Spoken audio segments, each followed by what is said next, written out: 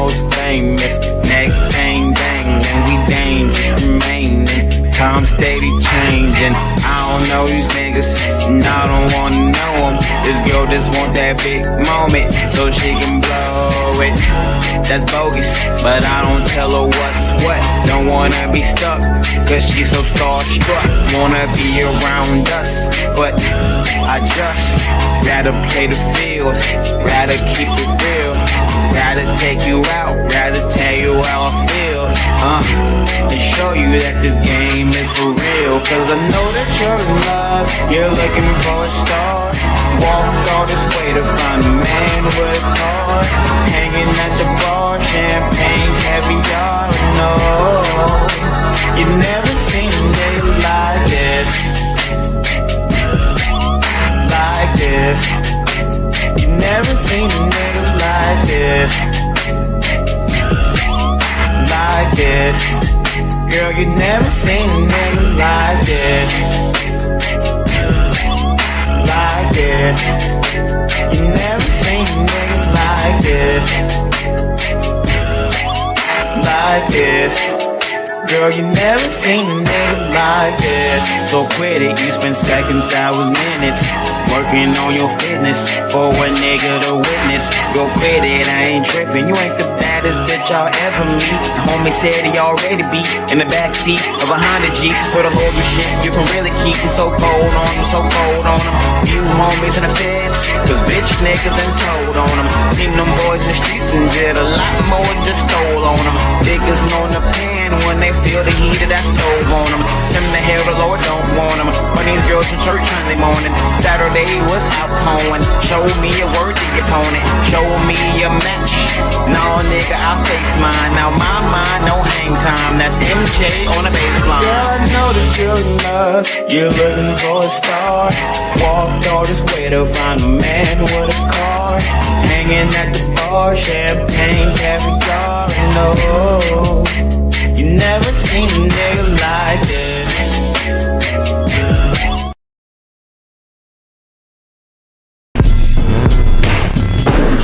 Wanna see my cars on flatbeds. Hey, this is a recession, selling that crack dead. Niggas selling suicide one bionic glue, and got Superman powers when I'm stressed new. New Corvette looking like a transformer. No seatbelt screaming on my damn lawyer. Damn, I'm knee deep in the projects, and Hollywood ain't accepting no nigga from the project. New Corvette looking like a transformer. No seatbelt screaming on my damn lawyer. Damn, I'm knee deep in the projects, and Hollywood ain't accepting no nigga from the project. New Corvette looking like a transformer. No seatbelt screaming on my damn lawyer. New Corvette looking like a transformer. No seatbelt screaming on my damn lawyer. New Corvette looking like a transformer. No seatbelt screaming on my damn lawyer. Damn, I'm knee deep in the projects, and Hollywood ain't accepting no nigga from the project. New Corvette looking like a transformer. No seatbelt screaming on my damn lawyer. Damn, I'm knee deep in the projects, and Hollywood ain't accepting no nigga from the project. New Corvette looking like a transformer. No seatbelt screaming on my damn lawyer. Damn, I'm knee deep in the projects, and Hollywood ain't accepting no nigga from the project.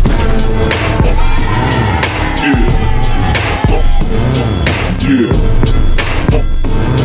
John Dillinger shit. Corvette looking like a transformer. No seatbelt screaming on my damn lawyer. Damn, I'm knee deep in the projects, and Hollywood ain't accepting no nigga from the project. New Corvette looking like a transformer. No seatbelt screaming on my damn lawyer. Damn, I'm knee deep in the projects, and Hollywood ain't accepting no nigga from the project.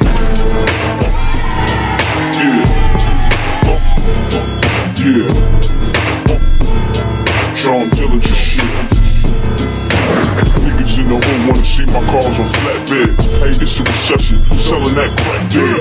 Niggas selling suicide one bionic glue, and got Superman powers when I'm stressed new. New Corvette looking like a transformer. No seatbelt screaming on my damn lawyer. Damn, I'm knee deep in the projects, and Hollywood ain't accepting no niggas.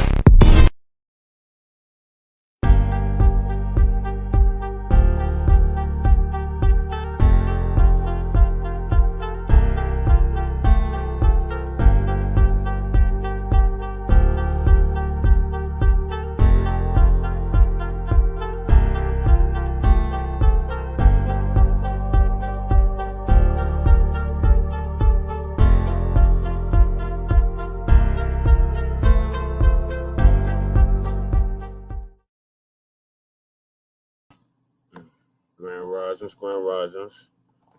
Thank y'all for tuning in to another episode of the Front Line Blacc News. I'm your host, Chan Crewman. Doubt Lady Chair will be joining us, but she seems to be under the weather right now. She did receive the link, so hopefully she'll join us.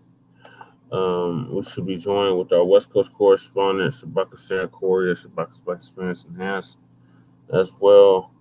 In addition, our brother Eric Randall from BARC, Brothers Against Racist Cops, will also be joining us, formerly Blaccs Against Racist Cops, which both me and Lady Cherry are members of.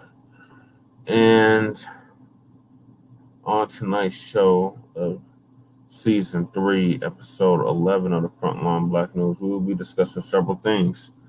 The first thing that we'll be discussing is tangibles. Not letting up on them tangibles, Black families. It's the year and the decade of tangibles. So any politician that's seeking your vote, demand something tangible for your vote. Stop just voting just to be voting. Stop voting because the white-owned media told you to go out and vote. Or you got fear-mongered into voting. Vote because you have an agenda and a cause. And that agenda is the Black agenda. And that cause is reparations. $100 trillion for past, present, and future atrocities that have been brought against our people and continue to be brought against our people in 2023. So we're going to discuss Tangibles 2023 to Tangibles 2024. The next thing is our good brother Eric. He wants to have a debate/discussion with me on reparations. So we will be hopefully discussing that as soon as he gets on here. We are still waiting on you Bidensexuals, you Biden supporters, to call into Shabaka's Black Experience Enhanced. And just in case I forgot the number, here is the number: 516-418-5996. Press 1 and you'll be added to the queue every Tuesday at 7 p.m. Mountain and every Friday at 9 a.m. Mountain. I'm still waiting on y'all to tell us what tangible benefits we're going to get from a Biden administration.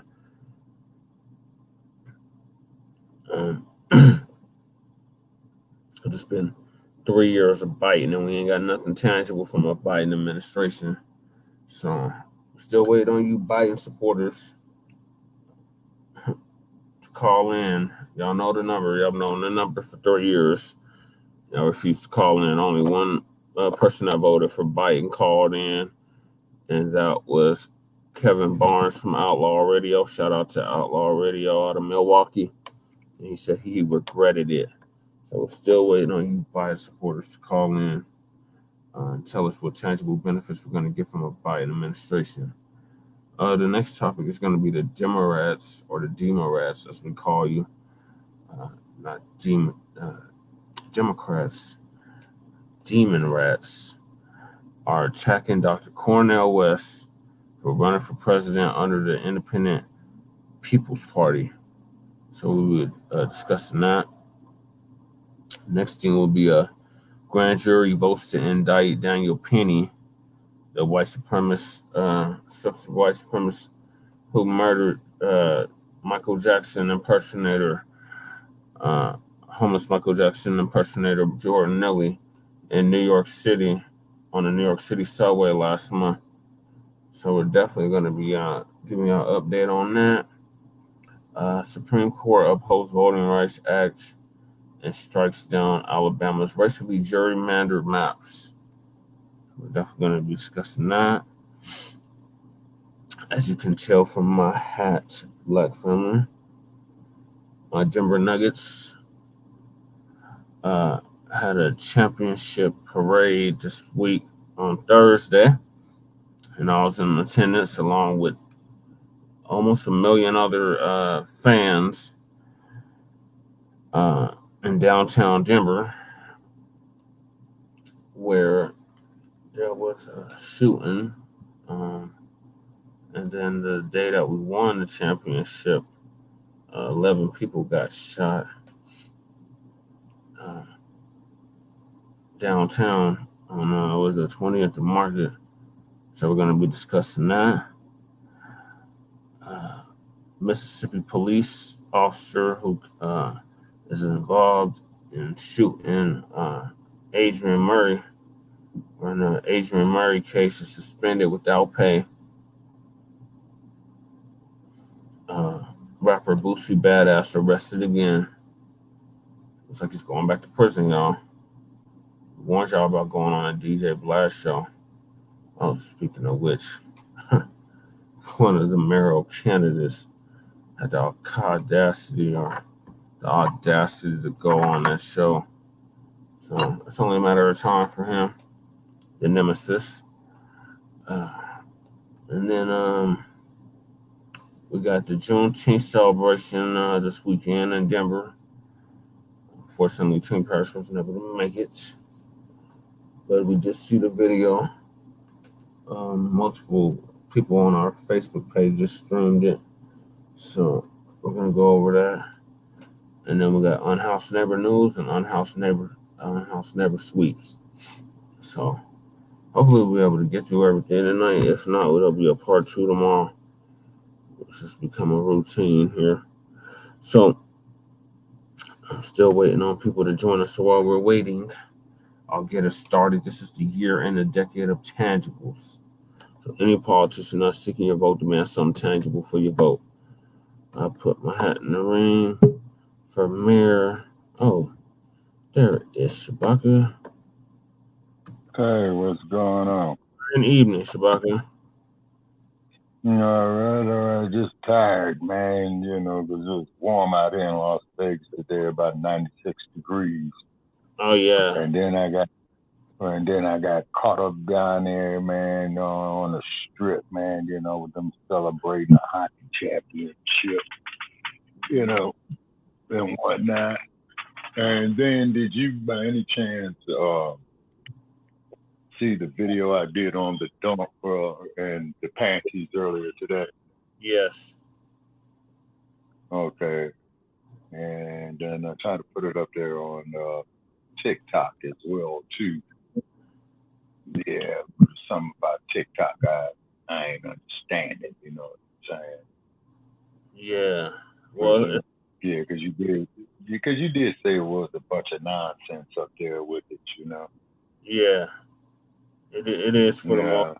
I mean, there's some conscious for the most part. But yeah, some conscious stuff on there, but majority of it's just a bunch of trash. Yeah, it's because I had put okay, and they were saying is your content was too graphic because I was putting up there them brothers who were lynched when they would have the picnics, you know what I'm saying? Oh, this is too graphic. Oh, this is too bad, and all that old type of garbage, man. You know what I'm saying? Yeah. And then let me see what else. And then did you by any chance get the video that I did on the panties and the dump? You just asked me that, Shabaka. Yes. Okay. Was you able to fix it to put it off in the StreamYard tonight? No. I literally just woke up before I started the show.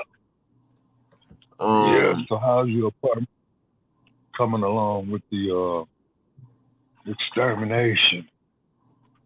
Oh man, as long as I keep the damn door covered, I'm good. Mm-hmm.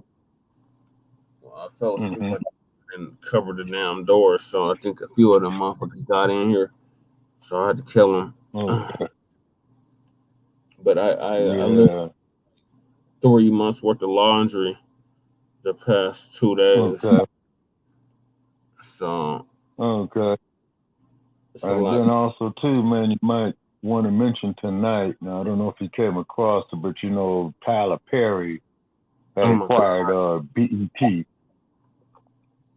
Yeah, I seen it online. Some people were talking about it. Yeah. I'm not really thrilled about it because what he has produced so far has not been good.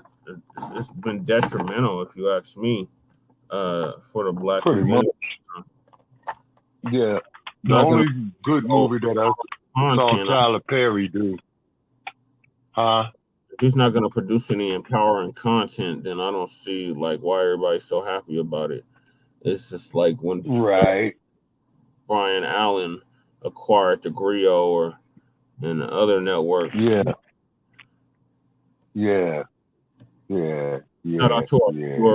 you Front Line Blacc News is being shadow banned right now. We got striked Black family, so Okay. they're not allowing me to stream on the actual YouTube channel tonight. Okay. Yeah.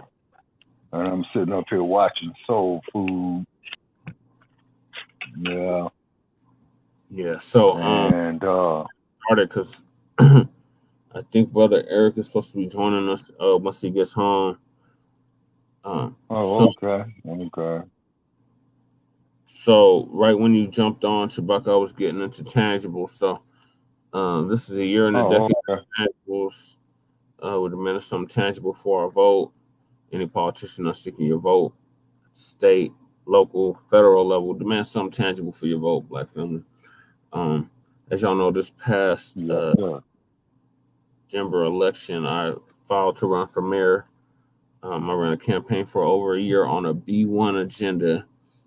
The media out here did their best to shut that down, and the boule and the gatekeepers and these media personalities, mainly Jeff Fart, went out of their way to demonize and denigrate the B1 agenda, and then at the last minute taught themselves trying to get on board with it when they was trying to get their councilwoman at the time reelected for office, and it didn't go the way they planned, and now we got Daryl Watson in taking over that seat for District 9. So y'all only have yourself blamed. Y'all had a mayor candidate that was for Black people first, that was going to put Black people's interests first, and y'all allowed people like Jeff Fart and others to discourage you from supporting a Black first agenda and a Black first candidate. Y'all had opportunity, so I don't want to hear no complaints from none of y'all the next 4 years under a Mike Johnson administration. So I'll say warrants. Hold on, and if I may interject, yes, sir. So back in 20. Oh, okay. Is it quick what you got to say, Shabaka? Yes, sir. Yeah, I was just gonna say less than 10 seconds. From what I've seen of that dude, the imagery that I've seen of that guy right there, man, that day ain't nothing but Dump Jr., man, in Denver, Colorado. Oh yeah, he's our roly-poly Martin. Yeah, yeah. And he is being paid. He gets 7 donations every time he does a damn show to keep us on the Democratic plantation and to keep us voting blue or who. Yeah. And then also too, as you came out there with the B1 agenda, the Unity Party, need to get that going on is because Cornel West. Well, you know, that's actually one of the topics tonight is Cornel West. The Unity Party has reached out to me and asked if we should meet with him or get a hold of him, and I say yes ASAP because he has the opportunity to do what only Ralph Nader was able to do in 2000 or 2004 was to galvanize the independents to get behind a presidential candidate and get more. The Green Party. Yeah, and get more than 1% of the vote. So Yeah. we're But one thing I will say about Ralph Nader is that, you know, he was if I'm not mistaken, he was an automobile executive or a mechanical engineer or something like that, and he became a consumer advocate. Is because, you know, he had crumb bummed on the Environmental Protection Agency, saying there that ain't nothing but Standard Oil's branch office in Washington, which he is about, is because those who've been through Richmond, California, they have a oil refinery there, and you are constantly smelling petroleum in the air there, just like with Carson, California, which is outside of Long Beach. Richmond, California is up in near Panthertown. But Carson, California, you got oil refineries out there as well, too, Chevron, Shell, and what have you. And you could smell, you know, the petroleum right there off the Port of Los Angeles, near the Port of Long Beach. And the same thing up there in the Bay Area when you get to northern Contra Costa County before you cross over into Solano County and financial courts. When you get into Solano County, the first place that you're going to pass is Vallejo, or Valley Joe, as they call it, you know, the home of B40. Yep. And I think Mr. Fab is from out there as well, too. And also, too, Mr. Fab. Mr. Fab. Yeah, but Shabaka, finish what I was saying. So back in 2023, back in 2020, actually back in 2019 to be exact, Tariq Nasheed came up with the hashtag Tangibles 2020, and in it he was detailing everything that foundational Black Americans, descendants of American chattel slavery, were going to demand from the two-party system for those that were seeking our votes. So in 2020, that was when the last presidential elections occurred, and now the next presidential election upcoming is in 2024. So everything remains the same. The only thing that changed is the year. So, sorry, my sinuses. I've been sick, Black family, for off and on for a month and a half. It's like ever since the election ended, I got really sick, y'all. I've been dealing with walking pneumonia. My sinuses have been going crazy. So bear with me. The 2020 man, and also, yeah, go ahead. I'm sorry. The 2024 presidential elections are coming up, and foundational Black Americans are going to reject the 50-year-old plus malign neglect policy that has been implemented by the political system. This malign neglect policy mandates that Black Americans should be ignored and only mentioned in vague and non-specific terms. Lumping foundational Black Americans into groups with minorities, immigrants, people of color, etc., has only hindered the progress of Black Americans as a group while providing tangible benefits for other groups. In this election cycle, meaning the 2024 election cycle, Black Americans are going to insist that our needs are specifically met by politicians who are seeking our vote. Foundational Black Americans want tangible benefits, specifically for us. We do not want trickle-down secondary benefits that are provided for every group. Every group has not been systematically marginalized and disenfranchised in every area of society as foundational Black Americans. So we refuse to be lumped in to often assisting the exploitation and disenfranchisement of Black Americans. So politicians must offer tangibles, specifically the foundational Black Americans, or we simply will not vote for them. Be sure to spread this message far and wide on social media using the hashtag Tangibles 2020. And since it's 2023, it's Tangibles 2023. And next year, it'll be Tangibles 2024. All the way up to 2100, Black family. Demand something tangible for your vote. Absolutely. Yes, sir, absolutely. And the reason being is because without the vote, these politicians cannot get elected.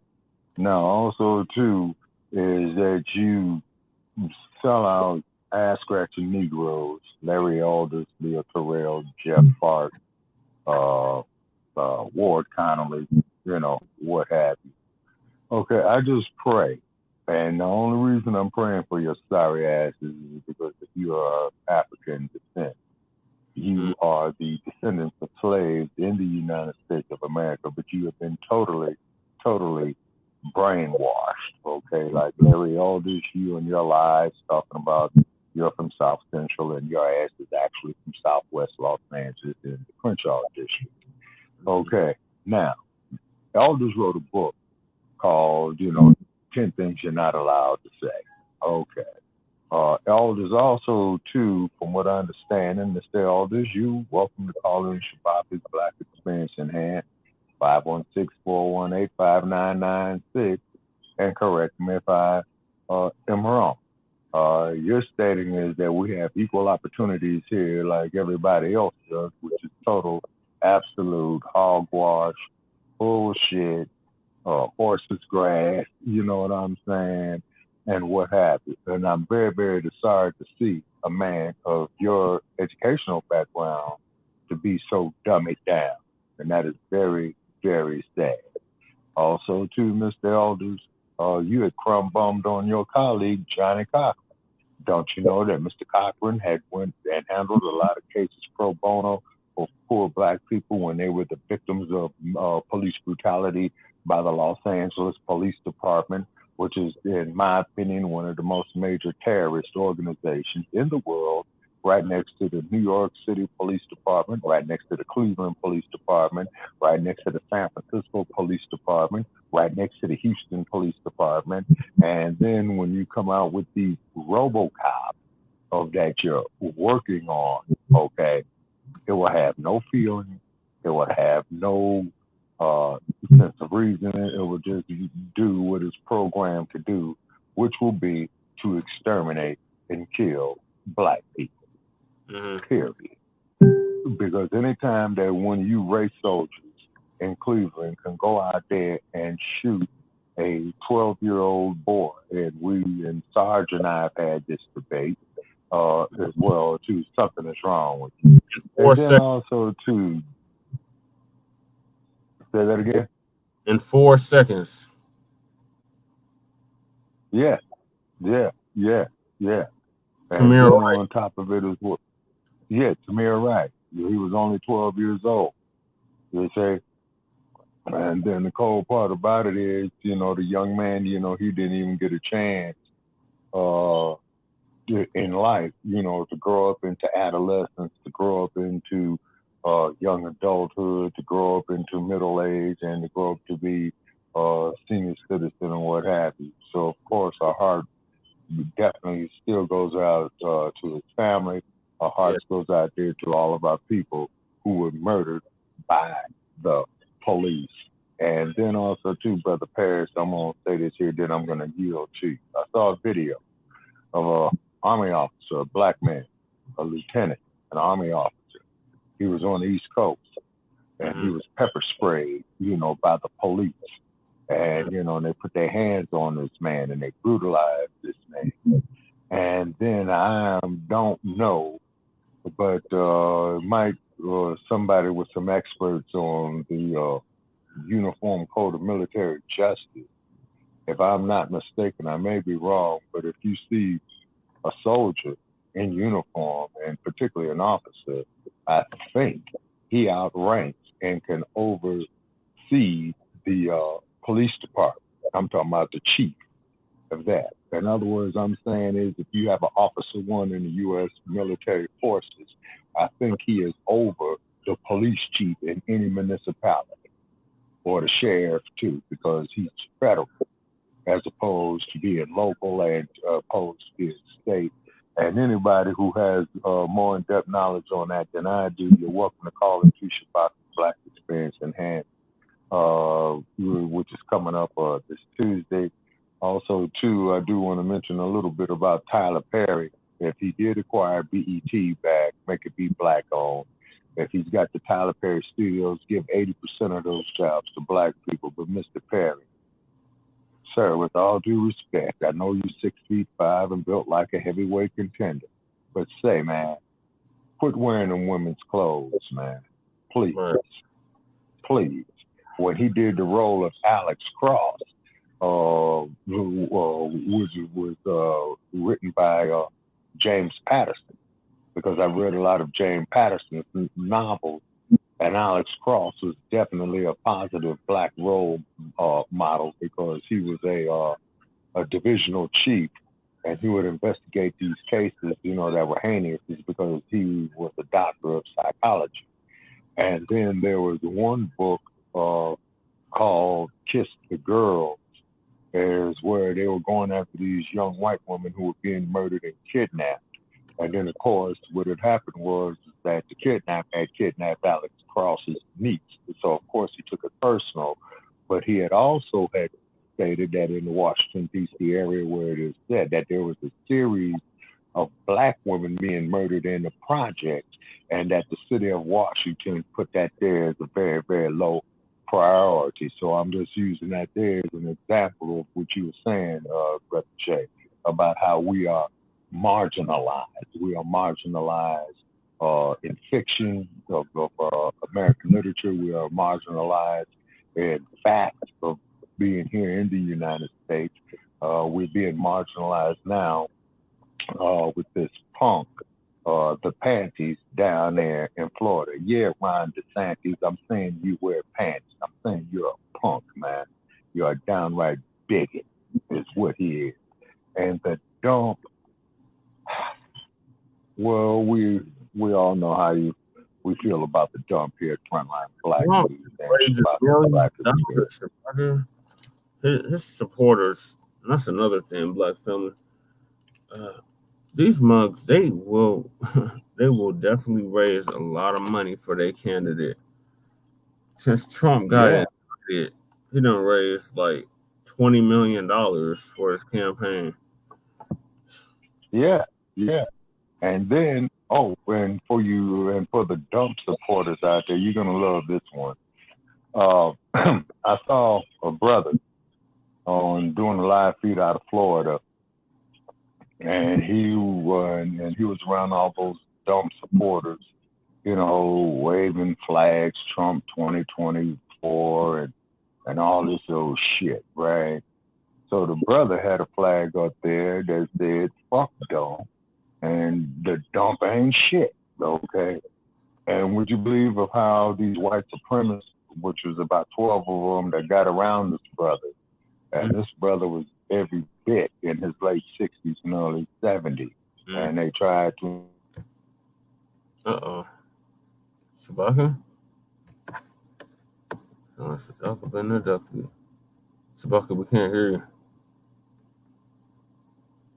Oh shit, he's pinwheeling. No. Okay, he'll come back. Okay, so back to the tangibles. Continue to demand something tangible for your vote. These Muslims might not like them, but they do get behind their candidates. Okay, Shabaka? Shabaka?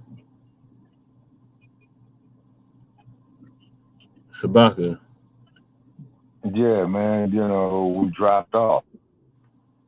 I don't know what happened. Oh, okay. Well, we're being shadow banned, you know what I'm saying, and what have you. And then also, too, to prove the hypocrisy of the U.S. Constitution, probably got your Joe Gibson likes, your Elon Musk likes.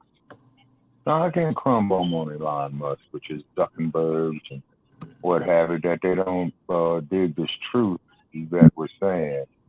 and we are definitely being shadow banned. We care, but we don't care. Is because we got to protect our own Black youth, okay? And I think Dr. Umar Johnson had put it so well when he stated in regard to Dwayne Wade's son who got mutilated. Oh my God.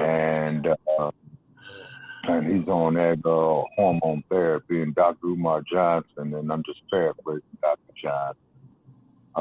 What would happen if this young person grows up to 30 years old and says, hey, you know what? I don't dig this lifestyle. You know what I'm saying? I want to, get with a woman, have kids, natural flow of things. But he would be unable to is because he has been mutilated. The same shit that they would do to us on the plantation. Yep. As Muhammad Ali had said. How are we going to sit up here and say we brothers with white men? And brothers don't do that to white men, who lynch them, castrate them, put their reproductive organs in their mouth, put them on display, barbecue them. You know what I'm saying? So therefore, DeSantis or the panty, man, you really need to dig yourself on that. And also, too, Governor DePanty of Florida, your stinking ass is welcome to call in at 516-418-5996. And yeah, Governor, I would love to debate your ass, man. You know what I'm saying? I really will. And I really think they need to recall your ass. And I honestly believe that the feds need to go up there and arrest your ass. After all, they arrested the governor of Illinois about 7 or 8 times. Arrest the governor of Florida, and because the agenda that you Neanderthals are pushing on us is unacceptable. And it is an insult to our race. It is an insult to humanity in general. And it is a huge insult to our women. As Malcolm X has stated over 60 years ago, the most unprotected woman in America is the Black woman. Let's look at Sister IJK. She was murdered in Florida, protecting, her children. And then what does the state of Florida do?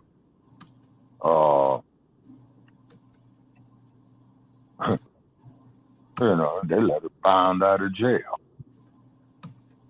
Let her bound out of jail. Getting back to the tangibles, what are your thoughts on tangibles? Okay, on the tangibles, yes, sir. I'm all for the tangibles, and everything that I said goes to support the reason why we need the tangibles. Is because after all, they had other citizens come here, such as the Japanese that got compensated, gave them tangibles after World War II. We're not going to talk about Koreatown in Los Angeles, where they have tangibles, and they came up there buying up all the property over there. They even advertised in Korea, just to show that. They put all the advertisements up in the Korean language. So what does that tell you? So why Black families that we cannot have our tangibles for us to become self-sufficient? Not so much here on the continent of North America or South America, but on the continent of Africa especially. Look at King Leopold. Look what he did down there in the Congo in regard, to the rubber trees, mutilating our people because they refused to pick rubber, cutting their hands off, doing all type of diabolical things to them. You see what I'm saying? And we're supposed to sit up there and think that this is okay. Yeah, you see what I'm saying? And this is crazy. And it's insane. And the sad part about it is, and the more reason for tangibles, for our proper educational systems for our youth, we are embracing this insanity of white supremacy as normalcy. More reason for the tangibles, funding for our education. More reason for the tangibles. $600 trillion in tangibles. 100 trillion. You know, 100 trillion. You see, and start putting some interest on it as well too. And I'll be very, very glad when Dr. DeGruy finishes her study on the reparations, and she did state this, as I stated before, about 3 years ago, that she was going to do a long-term study, and I'm figuring is that she might be toward the conclusion of it. And Dr. DeGroot, we would love to have you on Frontline Black News and Shabaka Black Experience Enhanced as well too. Also too, Dr. Umar Johnson. We are sending out another invitation to you at Shabaka's Black Experience Enhanced. You appeared on our platform over 5 years ago. It didn't go too well. Have your people get in touch with me, and I would like to discuss having you on there, because you are definitely dropping some gems, Dr. Johnson, on this defeminization of the Black male. As far as what's going on with your school, man, I don't have nothing to say about that, okay? But I wish you the best. And one thing too, Dr. Johnson, you and Mad Dr. D have something in common. You're both from Philadelphia, okay? And that's also too, Dr. Johnson, as you know, that is the case of what that went down on the New Jersey Turnpike with the Queen Mother. And you know who I'm talking about, Dr. Johnson.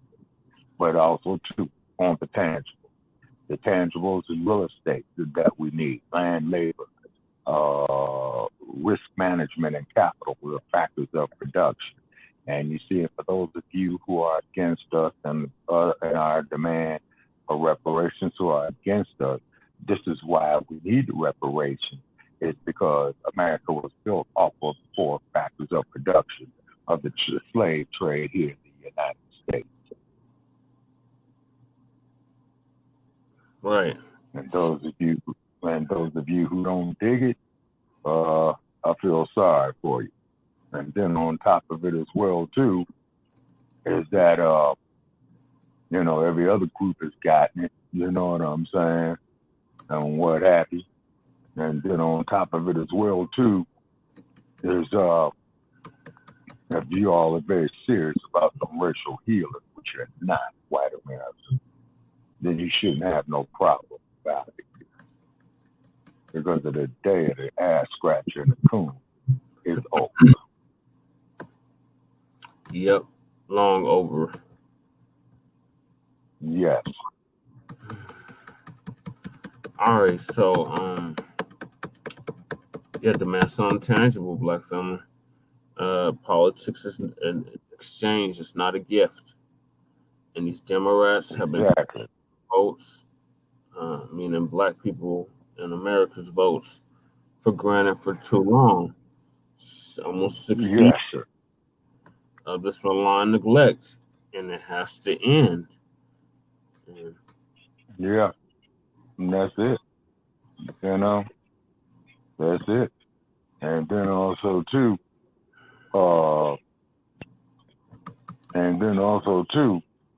and we got to control, the imagery of our people. You see what I'm saying? And particularly, I'm talking about the motion picture industry. Oh, and you're a very, very powerful industry, the motion picture industry of Hollywood. You really are. Okay. But if you had any sense, of any type of decency, you bastards will initiate cutting a check for the tangibles. Motion picture industry got more revenue going through it, man, than the U.S. government. Yep. Yeah, because they've been in existence over 100 years now. Yep. Yeah, about 110 years, because I think Paramount Pictures a few years ago celebrated their 100th anniversary. Yeah, they've been there since 1912. Yeah, 1912. And it's going on almost at the point of 100 years where they started making talkies, or because there used to be silent film. When you had that sack of shit by the name of D.W. Griffith made the Birth of a Nation. And yeah, Griffith Park in L.A., yeah, it's named after that bastard. Okay? Yeah, that's who it's named after. Griffith Park in Los Angeles is named after D.W. Griffith, who brought you a silent film called The Birth of a Nation in 1915.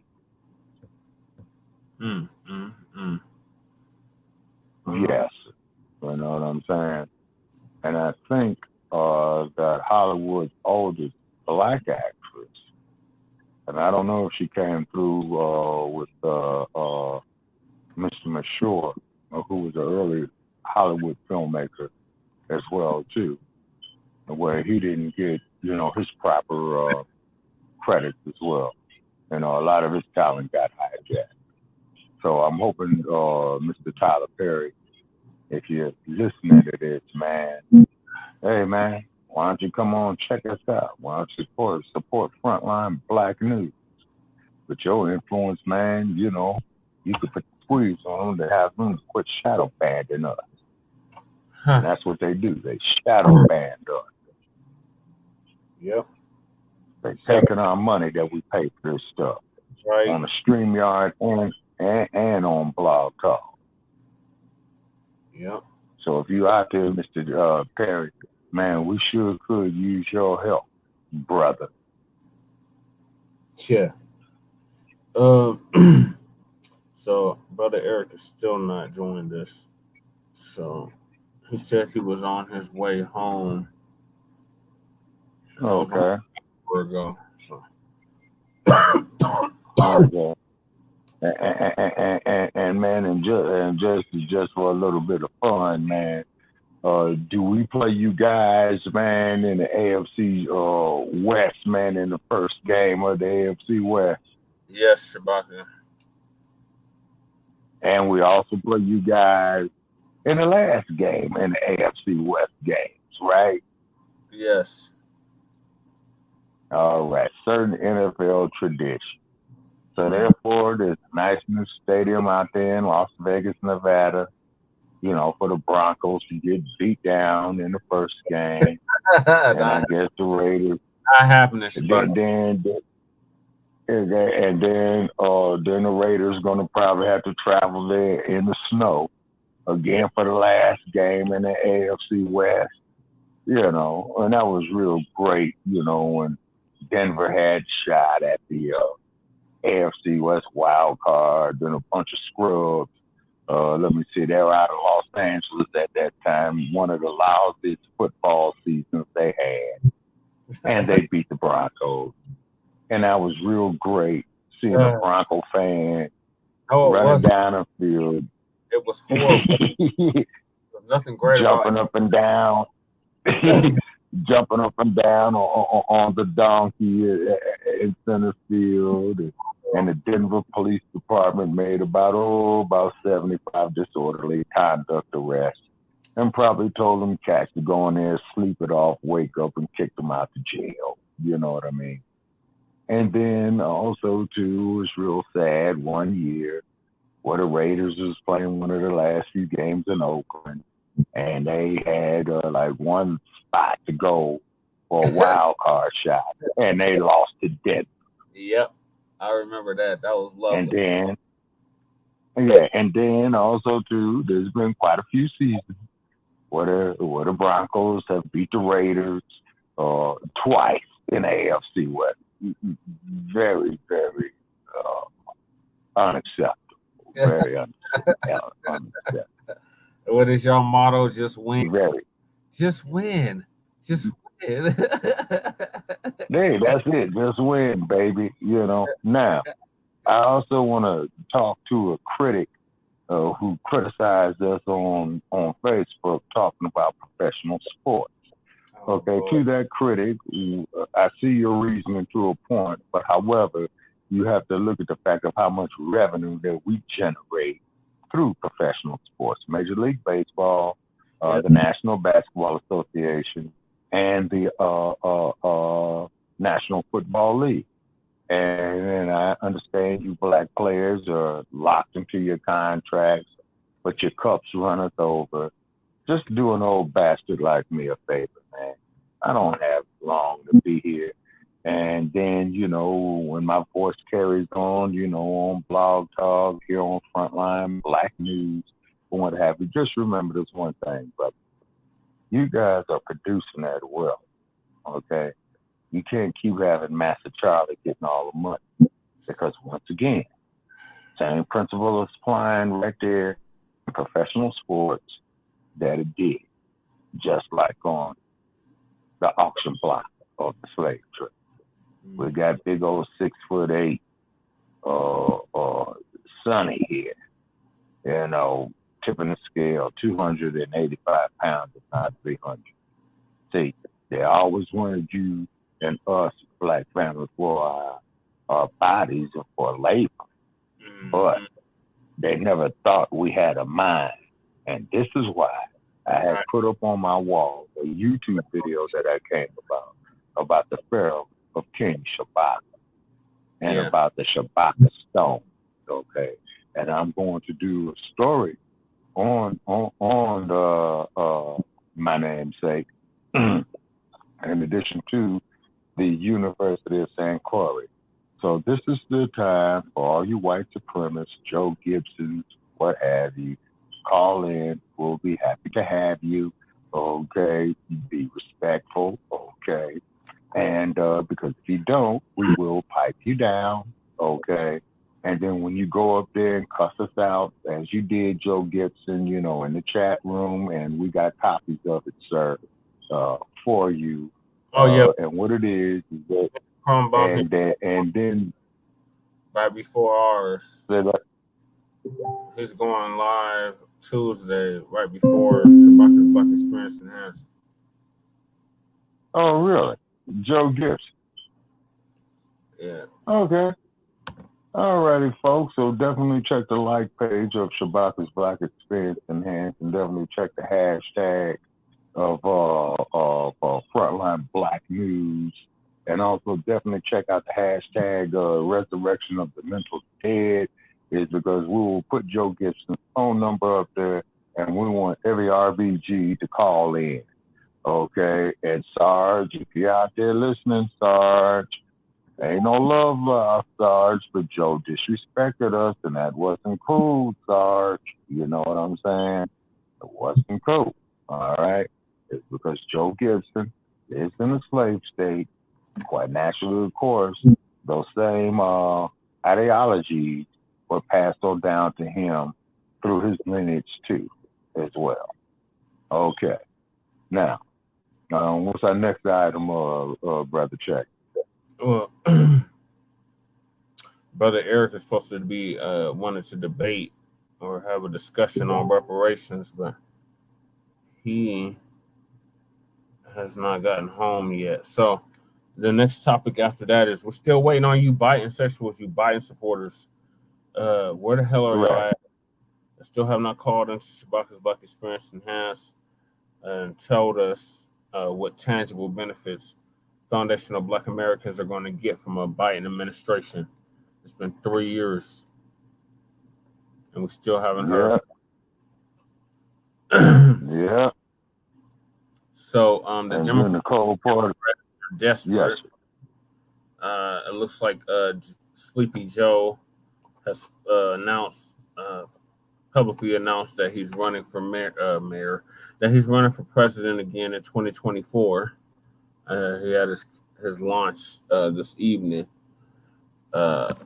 Okay, so so if he's reselected, what are you gonna do? Run the country, man, from the old folks home? Yeah, from the nursing home. Yeah, my God, you know. He gonna run, and there's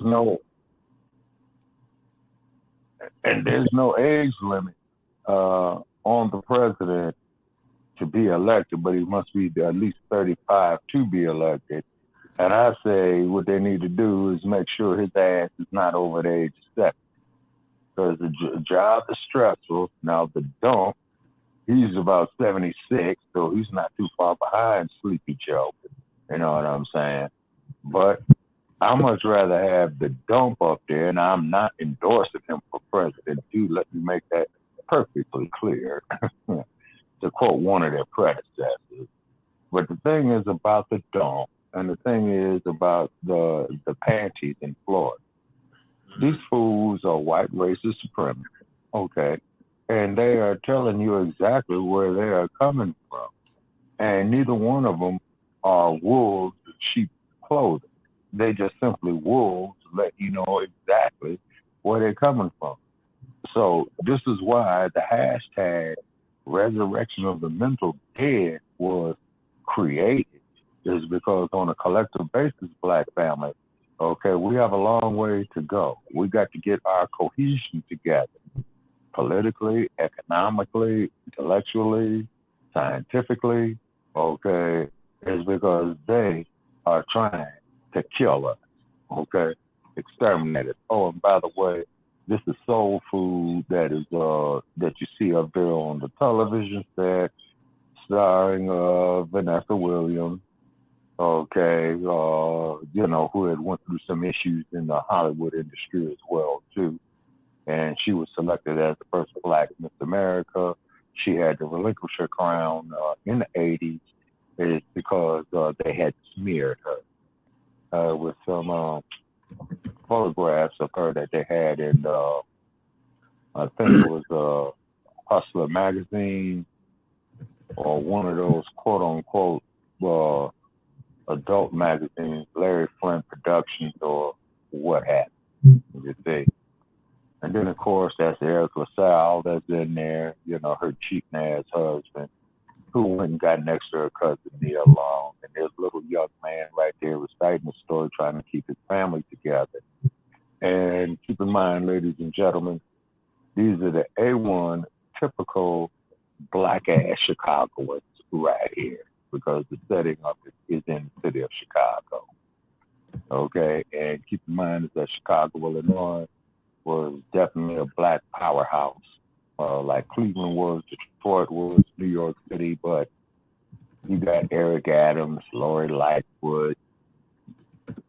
I mean, just what the fuck is going on? You know what I'm saying? It is because on a collective basis, ladies and gentlemen, they're not in their right mind. And that there proves the point even more so for some reparations. And also, too, donate to Shabaka's Black Experience Enhanced. Donate to Che and Krumah, because we are trying to resurrect the mental dead. Okay, and we are being shadow banned badly, Black families.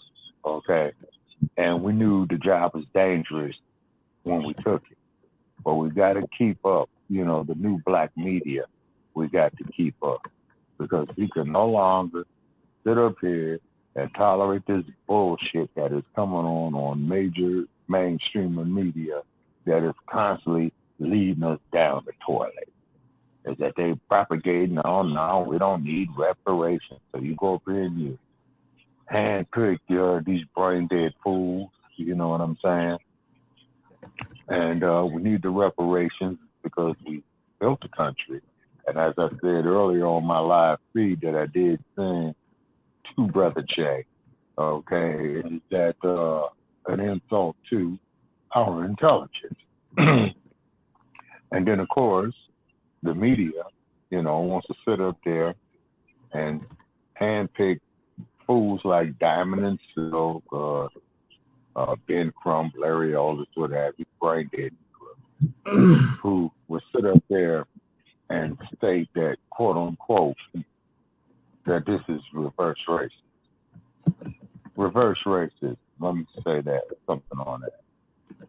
When you state, well, this is reverse racism, then what you are doing, white America, is acknowledging the fact that racism does exist in your country against people of African descent, against American descendants of slaves, against foundational Black Americans. You say, all you got to do, Europeans, is just acknowledge your evilness, your wrongdoing, your uncleanness. Cut the damn check. $100 trillion intangibles. Right. And the cold part about it is that you have it. And if you don't want the taxpayer dollars to go do it, then go raid the coffers of Hollywood. Have them pay for it. Get it from the NFL. Get it from the NBA. Get it from all of them. Get it from Silicon Valley. Plus the Fed. Yeah, Silicon Valley, the Federal Reserve. See?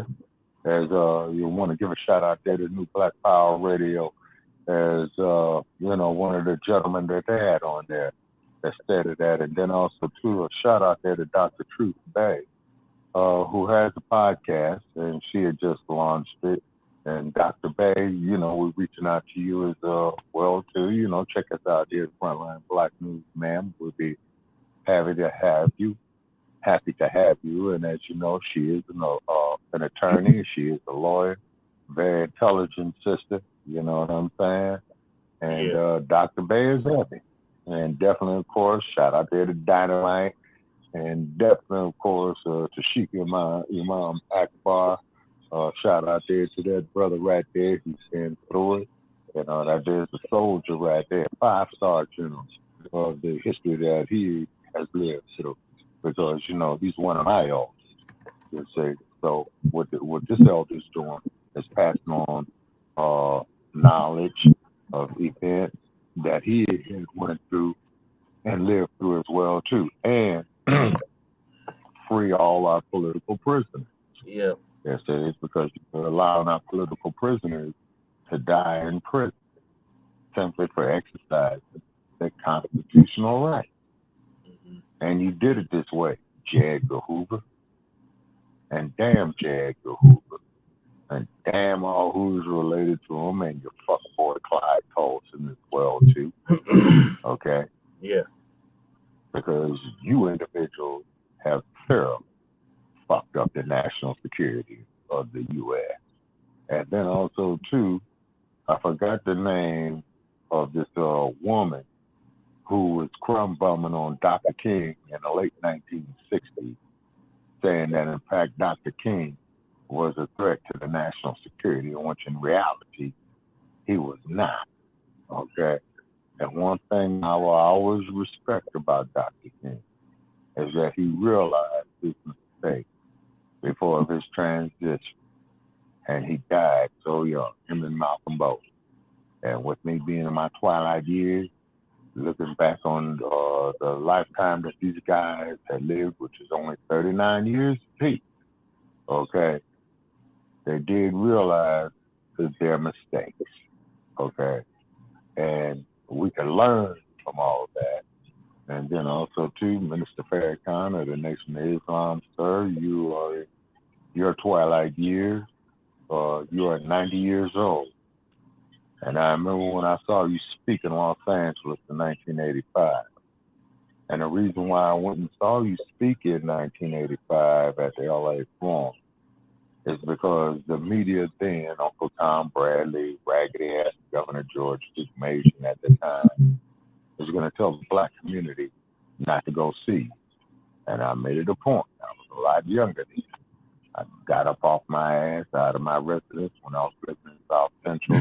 And I made it a point to go to Inglewood, Minister Farrakhan, to see you speak. Now, it's not a matter, sir, if I agree or I disagree with you, but the powers that be at that time had stated not to go see you, including Uncle Tom Bradley. That is the reason why I went and saw you, Brother Minister, and I'm glad that I did. Yeah. Okay, Shabaka, so I'm going to move us along. As only Brother Eric is going to be joining us. Okay. The next topic is the Democrats are attacking, or the Democrats are attacking Dr. Cornel West for running for president under the People's Party. Okay. On that there, Brother Che, the reason that they probably are attacking him is because out of the presidential elections that I've lived through in my lifetime, when you had the third party candidates come about, like when you had Ross Perot, who was the third party candidate, Let me see. And then there was another one. Oh, man. Okay. I can't recall who it was, but it was one. But what it is that the Democrats are going to tell you is, well, if you go vote for the third party candidate, you're pulling away from the Democratic base, you see. So this is an indirect vote for the Republican Party. And the only thing I can say is that all the shit that I've witnessed out of both of these parties in my lifetime, we definitely need the party that Brother Che is a member of, which is the Unity Party for the Black First agenda. Right. Greetings, Lady Che. Thank you for joining us. Our other host has arrived. Oh, okay. I hope she's doing well. I heard that she was feeling under the weather. I hope she's doing all right. Yeah, fine, thank you. Okay, I did see her trying to come on there. Okay. All righty. But still, though, when we look at ourselves, ladies and gentlemen, as a people on a collective basis, okay, we're still young as a nation, but we are a very formidable nation. They know this. That's why they want to keep us all divided. You see, this is why they want us to kill each other. See, and then the very, very cold part about it is that when it comes to the Black family unit, okay, the most significant factor in the Black family unit is the Black woman. Mm-hmm. From mother to wife to grandmother to great-grandmother. Because she is the first teacher, as Brother Malcolm said, of the children. Okay, someone is having trouble connecting. This is often caused by an unstable internet connection. Move closer to your router if you're on Wi-Fi. Okay. Well, of course, that there's just a monkey wrench that they're trying to throw off in our works, Black family. And when they come to us with this garbage, okay, this motivates us even more so, is because we know that we are speaking the truth. And it is an uncomfortable truth. And we are not going to bite our tongue so the adversary could feel comfortable. That's right. All right, so it's a video from TD Hip Hop. Shout out to TD Hip Hop Media. If you haven't subscribed to him, please do. He is going to go over Joy Reid, or as we call her, Joyless Reid. Shout out to Vicky Dillard. Joyless Reid and her team attacked Cornel West to save Biden's campaign. So obviously the Democrats are upset. Like you said, Shabaka, they think that any votes for Cornel West are going to siphon away votes away from the Democratic Party and go to the Republican Party, which is complete bull crap. Right. But we're going to let the brother give us commentary on Joy Reid and her team attacking Cornel West, and then we'll have a discussion about it afterwards. Yes. Thank you all. And you talk about the readout. If you can hear me clearly and if you can see me clearly, please drop a 1 in the live chat, and then we can get today's show started. Today is going to be a relatively quick stream. I'm going to try to finish this up even faster than I did last night's stream because, you know, this topic that I'm speaking on, just like yesterday, it's not too heavy. You know, it's light. We're just having fun, discussing a few things that I find interesting concerning the panic, right, that the Democratic Party is in, and particularly those in the media, right, the Democratic network media platforms, right, like MSNBC and CNN and Roland Martin, the kind of panic that they're in to save Joe Biden's campaign from Cornel West. So what you see happening now is that there's been a lot of smut being thrown on Cornel West's name, you know, and And I just find it really interesting. And it's just kind of thing that I want to dive into.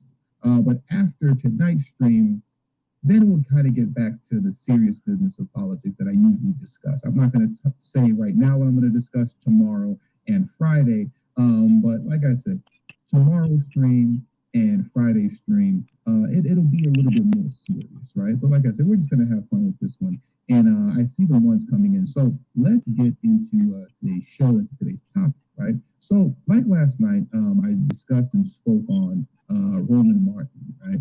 And the kind of, you could say somewhat of a hit piece, little video that he put out on Cornel West. It wasn't so much a hit piece as much as it was a video just sounds all muffled. President as someone who isn't serious, right? But you said the sound is muffled.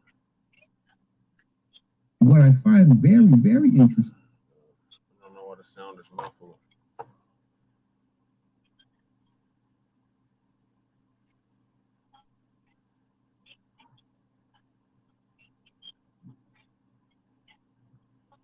Lady Tay, you said the sound is muffled.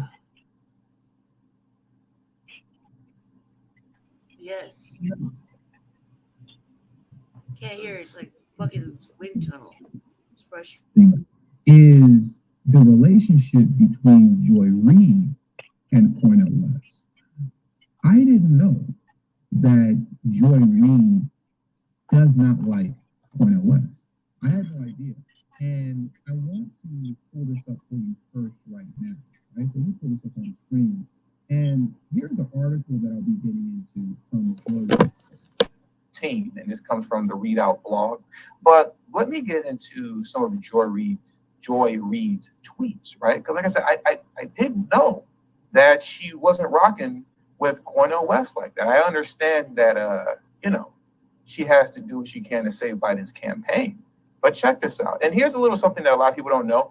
Just quickly, if you're on Twitter and you're looking for something very specific, right? You're looking for something specific as it pertains to someone's name and how many times maybe a certain Twitter user says someone's name, or if you're looking for something very specific, what you'll do is this here, just so you know, right? I think I need to zoom in because it looks a little far away for you guys on the screen. So I'll zoom in a bit so the quality is a little bit better as far as what you're able to read, right? But if you go to the search engine, right, and you type from, and I believe that's a semicolon, right? And then you put at, and then you actually put the username, right, Joy-Ann Reid, and then space, and then you put whatever name your person you're looking for, Cornel West, then you will get a list of all of the times that Joy Reid or whoever said Cornel West or whatever it is that you're looking for. That's just a little, little tip that I wanted to give you guys, right? But look at what she said about Cornel West on February 15th of 2016. She said, "Am I missing something? Or is Donald Trump basically the white Cornel West?" She called Donald Trump the white Cornel West. I don't know where you get off saying something like that. Cornel West and Donald Trump are absolutely nothing alike, but that in and of itself speaks volumes as it pertains to how much Trump dislikes, and I would go as far as to say hates Cornel West, because we all know that she hates Donald Trump. So to compare Cornel West to Donald Trump means that she hates Cornel West, and that's fine too. She hates Cornel West. There's nothing wrong with that. Trust me when I tell you, there's a lot of people that I hate. Okay, so you hate whoever you want to hate, but I find this just very interesting that she would say that and that she would do that, right? And here's another tweet from her as well. Cornel West on the platform committee, the guy who called President Obama a black mascot of Wall Street. So once again, it appears that Joy Reid, or Joy-Ann Reid, if I want to say her whole name, it appears to me that Joy Reid, she comes out of that side of the Democratic Party who has never forgiven Cornel West and Tavis Smiley for holding Barack Obama accountable, because they were really the only ones when you're talking about black intellectuals and those who are black and in the mainstream. They were the only ones that actually held Barack Obama accountable as it pertains to policy for black Americans and what he did for black Americans, which was nothing. They were the only ones that were willing to tell the truth, right? And it appears that she, as well as many others, have never forgiven them for that. So now I found that very interesting. I wanted to present that to you first, because then from here on out, now it makes sense, right? Why on her blog site, which is connected to MSNBC, right? The company that she's, contracted under. It makes sense now that she would allow one of her writers to write up a very horrible blog, right? It's not good. It's a reach. I'm talking about a Stretch Armstrong reach. It's a horrible reach, where he basically stated, and we're going to get into it, that Cornel West's presidential campaign has conservatism and republicanism in its DNA, right? Let's just get into that. Right? Let's just hop straight into it versus me trying to paraphrase it, okay? And also, there are 254 of you in here right now. Please do me a favor and make sure you hit the like button. There are 254 of you in here right now. Please hit the like button. Also, make sure you share this video out on your social media platforms so everybody knows that I'm live. Also, if you haven't already, you're new to the channel, please make sure you hit that subscribe button as well as the bell notification next to the subscribe button so you can be notified whenever I release a new video. And lastly, because I always forget to say this before I get into the article, the goal for the end of this year, right, which is 6 more months to go, my goal is to have to get 1,000 people following me on Telegram. So if you have Telegram, please make sure you follow me on Telegram. There are about 200 some odd of you that follow me on Telegram. Now, the goal is to reach 1,000 within the next 6 months. I just left the link to my Telegram group in the live chat that's scrolling through right now. You can find it in the description box below, and it will be pinned in the comment section after the stream is over. Now, let's get into today's show. And like my man Untried Genius said, show love, show love. At least hit the like button, okay? Now let's get into today's show. All right, we're already into today's show, but let's get into this article, right? So give me just a second while I pull this up, and let's do it, okay? So now let me scroll down a bit, and let's dive into this article, because like I said, this was a huge reach. We already know what Joy Reid, how she feels about, Cornel West, right? That essentially Cornel West is the Black Donald Trump, and Donald Trump is the Black Cornel West. So then this article here that comes from Joy Reid's team, remember, the Read Out blog from the Read with Joy Reid. She didn't write this herself, but this comes from one of her writers, and his name is, I guess, Jahan Jones, right? If you can see, he has a little Jahan Jones. I'll just call him John Jones for short. It's a lot easier. And the title of this article, right, is Cornel West leftist presidential bid has right-wing DNA. That's really annoying to me. Obviously, that's what this whole article is. The laziness, before I get into this article, laziness behind who are stomped down and are whores drives me. Because the moment I agree with you on something, opposed to pointing out what they believe you said wrong, or where they just dismiss you right wing or MAGA. In my case, a Russian being intellectual. But in this particular year, he's going to some stuff that Cornel West said, and you're going to this reach that I've seen in a while. Yes, Shabaka. Okay, Lady K, Shabaka. you there? Yep, very is, Shabaka. Yes, sir. Okay, what's up with Jesse? He's right here. I'm right here.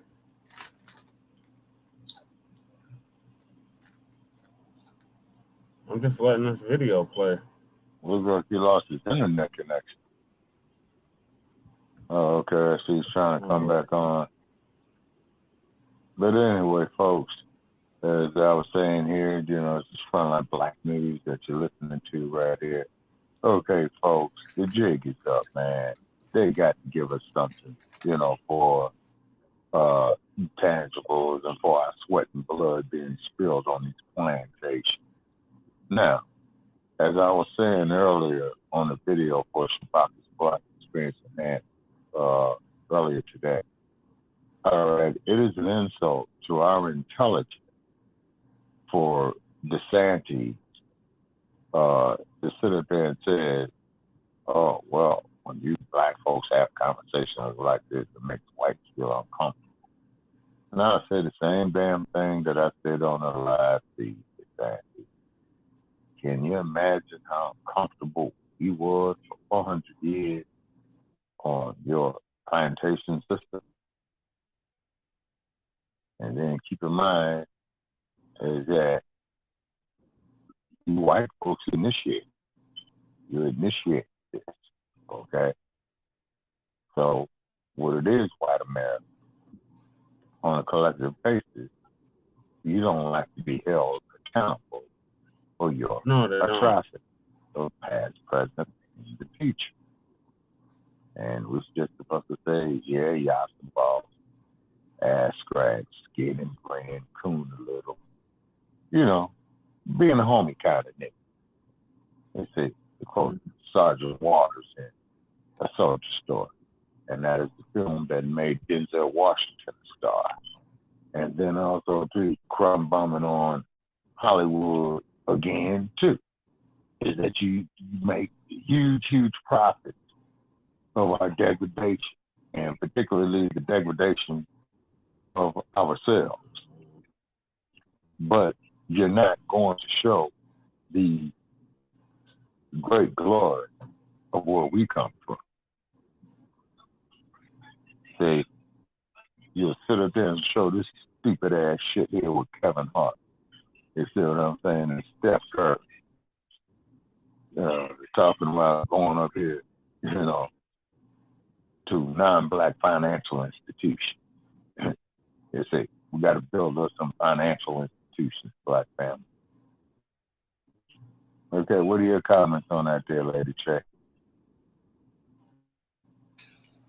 Well, I just find it quite disappointing, and yeah, they gotta cut the check. But the thing is that there isn't a but. I meant to say is, I don't know what that has to do with this right here that we're talking about right now.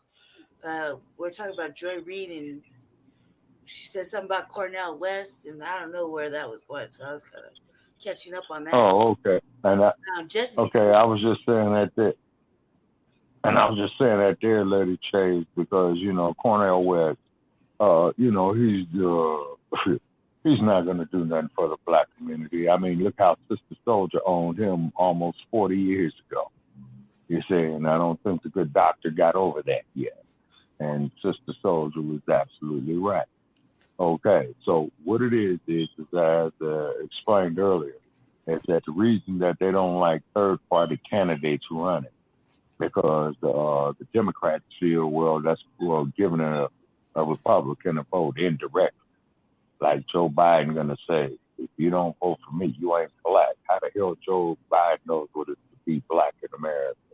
And particularly when he had wrote up that federal crime bill in the 1990s that was signed into law by then President Bill Clinton. I remember that very well. Hillary Clinton calling on men folk, oh, these are super predators. Yeah. I think that Cornel West he barely got on the Green Party. I think he get the Green Party nomination because he was only rocking with one where he could only vote for in 3 spots. He could only vote for him in 3 spots. So, did he get the Green Party nomination? And I don't think he's going to do anything for black people because he couldn't even say black people. He said he was using broad and ambiguous terms like all for everybody, inclusive language and whatever else. It was a lot of bullshit. I mean, it was like it was kind of an exciting little opening, but that's about it. Can y'all hear me? Yes. No, he's not running under the Green Party, Lady Che. He's running under the People's Party. So he didn't get the Green nomination. He didn't run for the Green Party. You're behind. He already started to run for that. He asked for their nomination. No, so he didn't get the nomination. He's not running under the Green Party. No, he switched up because he can only run under the People's Party, Jesse. Right? Oh, he could do it in three states. Catch up. So you applied. Because you catch up. You catch up, cause. No, because you don't want to be asleep all week. No, you're not updated on what's been happening. Right, did he get a nomination just to know to run it off? No. States? That's all I need to know because that's what he applied for. Do I have to prove it? Oh my God! Can I please finish this video? Yeah. You're supposed to be watching the video and then giving commentary after the video. I didn't stop you. I'm not stopping you. Carry on. It pertains to attempting to demonize somebody and calling them right wing. Okay, so let's get into this nonsensical article written by Jahan Jones. Ostensibly, I believe I'm saying that right. Ostensibly, leftist academic Cornel West, and I have that highlighted for a reason. I'm going to keep it real with you guys. I didn't know what that meant. When I first read this article, I said, ostensibly. Okay, that's a little bit too intellectual for me. What does that mean, ostensibly? So I had to look it up real quick. And ostensibly simply means apparent or purportedly, but perhaps not actually. So he's starting off this blog post saying that Cornel West isn't really a progressive, which is just a lie. Okay, that in and of itself is just a lie. But that also then sets the tone of how nonsensical this blog post is going to be, right, from here on out, right? So let's start over though, and let's reread this again. And make sure I can pronounce this big, high intellectual word, right? I had to practice it a couple times. I'm not going to lie. Ostensibly, leftist academic Cornel West launched his third-party presidential campaign the way any progressive would, by promoting it on a podcast known to spread right-wing extremist conspiracy theories, hosted on a video platform popular among right-wing extremists, just weeks after having praised Florida's right-wing extremist governor, Ron DeSantis. Understand, this whole paragraph is a complete lie. At first, when I read it, I had no idea what this man was talking about because, as you all know, and as I know, Cornel West launched his campaign on Twitter. So when I said, what right-wing platform and right-wing podcast is he talking about? I was confused. But they're going to get into it at the end of this article, and you're going to see how nonsensical this all is. But understand, that first paragraph is a whole lie. But let's carry on. And there are 403 of you in here right now. Please, if you haven't already, please make sure you hit the like button and share this video out on your social media platforms. But let's carry on with this article, okay? So once again, the first paragraph is a lie. But then he goes on to say, in his praise for Florida Republican, which he did not put, Cornel West has never praised Ron DeSantis. That's a lie, but I'm sorry. Let me just keep reading. In his praise, right, for Florida Republican, in a Wall Street Journal op-ed headline, DeSantis' revolutionary defense of the classics, West and a conservative co-author endorsed the governor's support for Florida high schoolers being able to qualify for scholarships by using scores from the classic learning test. Now, what's wrong with that? I couldn't tell you, right? There's nothing about that that seems wrong to me, but apparently it's wrong to him. But let's carry on. Yes, this is the same DeSantis whose administration has been curbing lesson plans and banning books written about, by, and for non-white and LGBTQ people. But if you suffer through the op-ed, you'll find a seeming rationale for West and co-author Jeremy Wayne Tate's position at the very end. They both associated, they are both associated with the organization that administers a more Christian-focused college admissions test that some conservatives have been pushing as a replacement for the SAT. Once again, I want to read that again. They are both, Cornel West, forget about the other guy. Cornel West is associated with the organization that administers a more Christian-focused college admission test that some conservatives have been pushing as a replacement for the SAT. Once again, granted that if that's true, and we'll just say it's true, so what? So what? So in the mind of people like Joy Reid and Jahan Jones, you can't find common ground with a conservative on anything, on nothing. If you have the thought in your mind that, hey, I think that high schoolers should be taking, set exams and set tests, versus the SAT. And if set exam and set test is something that conservatives push, then by default, you're a MAGA supporting, DeSantis loving Russian bot, right? Because you can't find common ground with anybody. You just have to be divided at all times, right? That's nonsensical. Cornel West said and did absolutely nothing wrong, right? But let's carry on with this reach. And also, thank you very much, Jerry Early.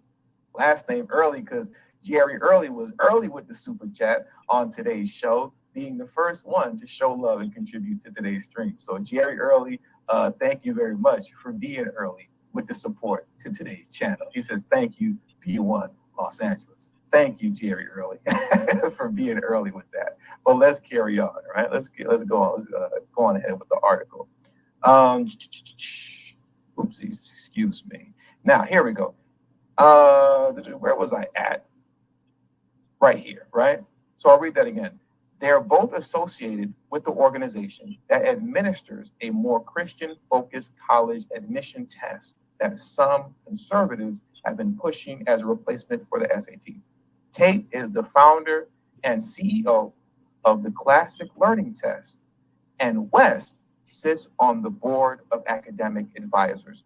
So, I mean, if you go by this man's logic, right, Jahan Jones, who is a part of Joy Reid's team, who hates Cornel West because they feel that Cornel West is a black Donald Trump and that Donald Trump is white Cornel West. If you go by their logic, if you wake up tomorrow morning and you go to work and there just so happens to be conservatives, right, those who identify with conservatism at your job, then by default, that makes you conservative as well.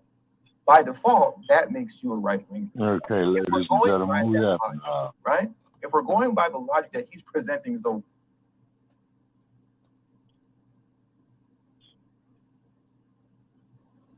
Shabaka. Yeah. Okay, I see we're having some technical difficulties right here. But what it is, folks, we're not surprised. They probably throwing a monkey wrench in our works. And as we stated once, and we stated it before, we'll state it again, that there are those who want to shadow ban this platform because it goes against the popular version of what is true. Straight out. You know, old Zuckerberg over there in Silicon Valley tells me is that due to some material of mine for the next 34 days, my content is going to be dropped to the bottom of the news feed. Yeah, hypocritical thing. Yeah, they're doing it to all of us. Everybody. Oh yeah, they're doing it to the. Yes, they're doing it to all new black media, and I know this is very, very funny that up there on the like page of Facebook, Shabaka's Black Experience in Hand, they got every damn commercial up on there, except for the material of what that page was created for in the first place. Mm-hmm. Now, this bullshit that they send you on this idiot box, okay, it tells lies. Okay, that's what it's called. Tell lie, bitch. And then when the TV sets is getting popular, I would imagine about the 1950s and 60s, you figuring you're watching it. It just might be watching you. Mm-hmm. See? Yeah, so I don't put nothing past them. Yes, sir. Yeah. Please continue with the itinerary. BARC, you should quit your job tomorrow if you have any Republicans or conservatives working at your job. You should quit your job and go on welfare, because if you don't, by default, you have right-wing DNA in you, just like Cornel West's presidential campaign has right-wing DNA within it, by this flawed logic, or blue no matter who logic. Let's carry on, right? Now, clearly, West associations are worthy of scrutiny, even if you believe, as he said in his campaign announcement, that he has decided to run on truth and justice. Now, here's where I'm gonna prove that this is a lie right here. That first paragraph was a whole lie, because this is what Jahan Jones was referencing when he said that Cornel West was on a far right-wing extremist conspiracy theory podcast on a platform that hosts right-wing extremists. I was almost mean-spirited and call this man outside of his name, but I'm not going to do that, right? But this is ridiculous and a crazy. There are 494 of you in here right now. Please hit the like button if you haven't already. Please hit the like button if you haven't already, okay? So West chose to promote his campaign with an appearance Monday on a web show hosted by Russell Brand, a comic who's known for spreading right-wing conspiracy theories and misinformation. Anybody who knows who Russell Brand is knows that he does not spread right-wing conspiracy theories. First off, can you please take me back to the good old days when conspiracy theories were just conspiracy theories? So now I can't even indulge in conspiracy theories anymore without being a right-winger. When did indulging in a good old-fashioned conspiracy theory become right-wing? So if I go back and I start rewatching them old Planet X videos from like 15 years ago, that makes me a right-wing conservative nut. Shout out to all my Planet Xers out there. If I start watching videos about Planet X and all that good stuff from back in the day, now all of a sudden I'm a right-winger. You see how nonsensical this all is? But this is what comes out of that camp. This is what comes out of that side, right? Everything is right-wing. If I disagree with you, whatever you do, we're going to label it right-wing. So now being a conspiracy, indulging in conspiracy theories, right? Which I do a lot, and I'm sure a lot of you all do as well. I find entertaining. All of a sudden, now that's right-wing, right? But also as it goes to Russell Brand is a comedian that some of you may know. But as far as on the political commentary side, he really blew up like during the Big 1-9, right? Because he started putting out a lot of information around the Big 1-9 that people were saying was so-called misinformation, but as we all know now, the majority of it, if not all of it, came out to be true. But what's even more interesting about Russell Brand, and if you watch his commentaries, political commentary, Russell Brand literally does exactly what I'm doing right now. He takes mainstream media articles, reads them, and then gives his opinion and his observation on what he read and the information that he's pulling from these mainstream media articles. That's all he does. But some way, somehow, if you're taking information from mainstream media press and just giving your analysis based off what you read and the data that they give, somehow that makes you a right-wing conspiracy theory nut, right? And once it also, I can't read your username, but like my man said here, Russell is on the left. Russell is not a conservative. By no means is Russell Brand a conservative. He's not. That's just, it's just not true, right? It just isn't true. But let's carry on with this article. It's nonsense. And look at how it even gets even more ridiculous. Look at this, right? Because now we're going to get into the far right extremist platform that apparently this is hosted on, right? Brand's show is platformed on Rumble, a video platform popular among QAnon conspiracy theorists. I'm going to read this nonsense again. Brand's show is platformed on Rumble, a video platform popular among QAnon conspiracy theorists. I mean, you know, I try to keep it as professional as I can. I don't call people outside of their names and all that, but that's just stupid. Johanna's just being stupid. Mm-hmm. That's idiotic. Rumble is now a far right-wing platform. Literally everybody's on Rumble. Everybody is moving over to Rumble. Almost all content creators have shifted their content and they dual stream on Rumble, right? If they upload a video on YouTube, it goes straight to Rumble. But now Rumble is a far right extremist conspiracy theory platform. It doesn't get any more idiotic than that. It really doesn't. It doesn't. Like I said, I don't like to be mean. Oh shit! No, falls up. Is insane. It's insane, the level of reaching that's occurring, right?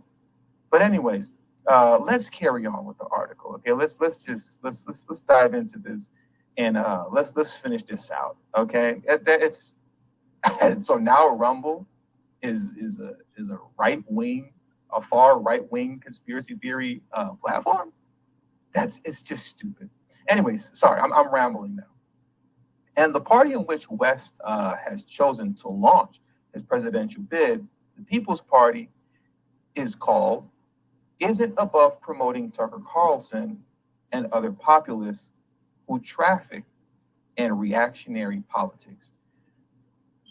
What this person is saying about Tucker Carlson, and mind you, I don't care about Tucker Carlson at all whatsoever. I could care less about Tucker Carlson.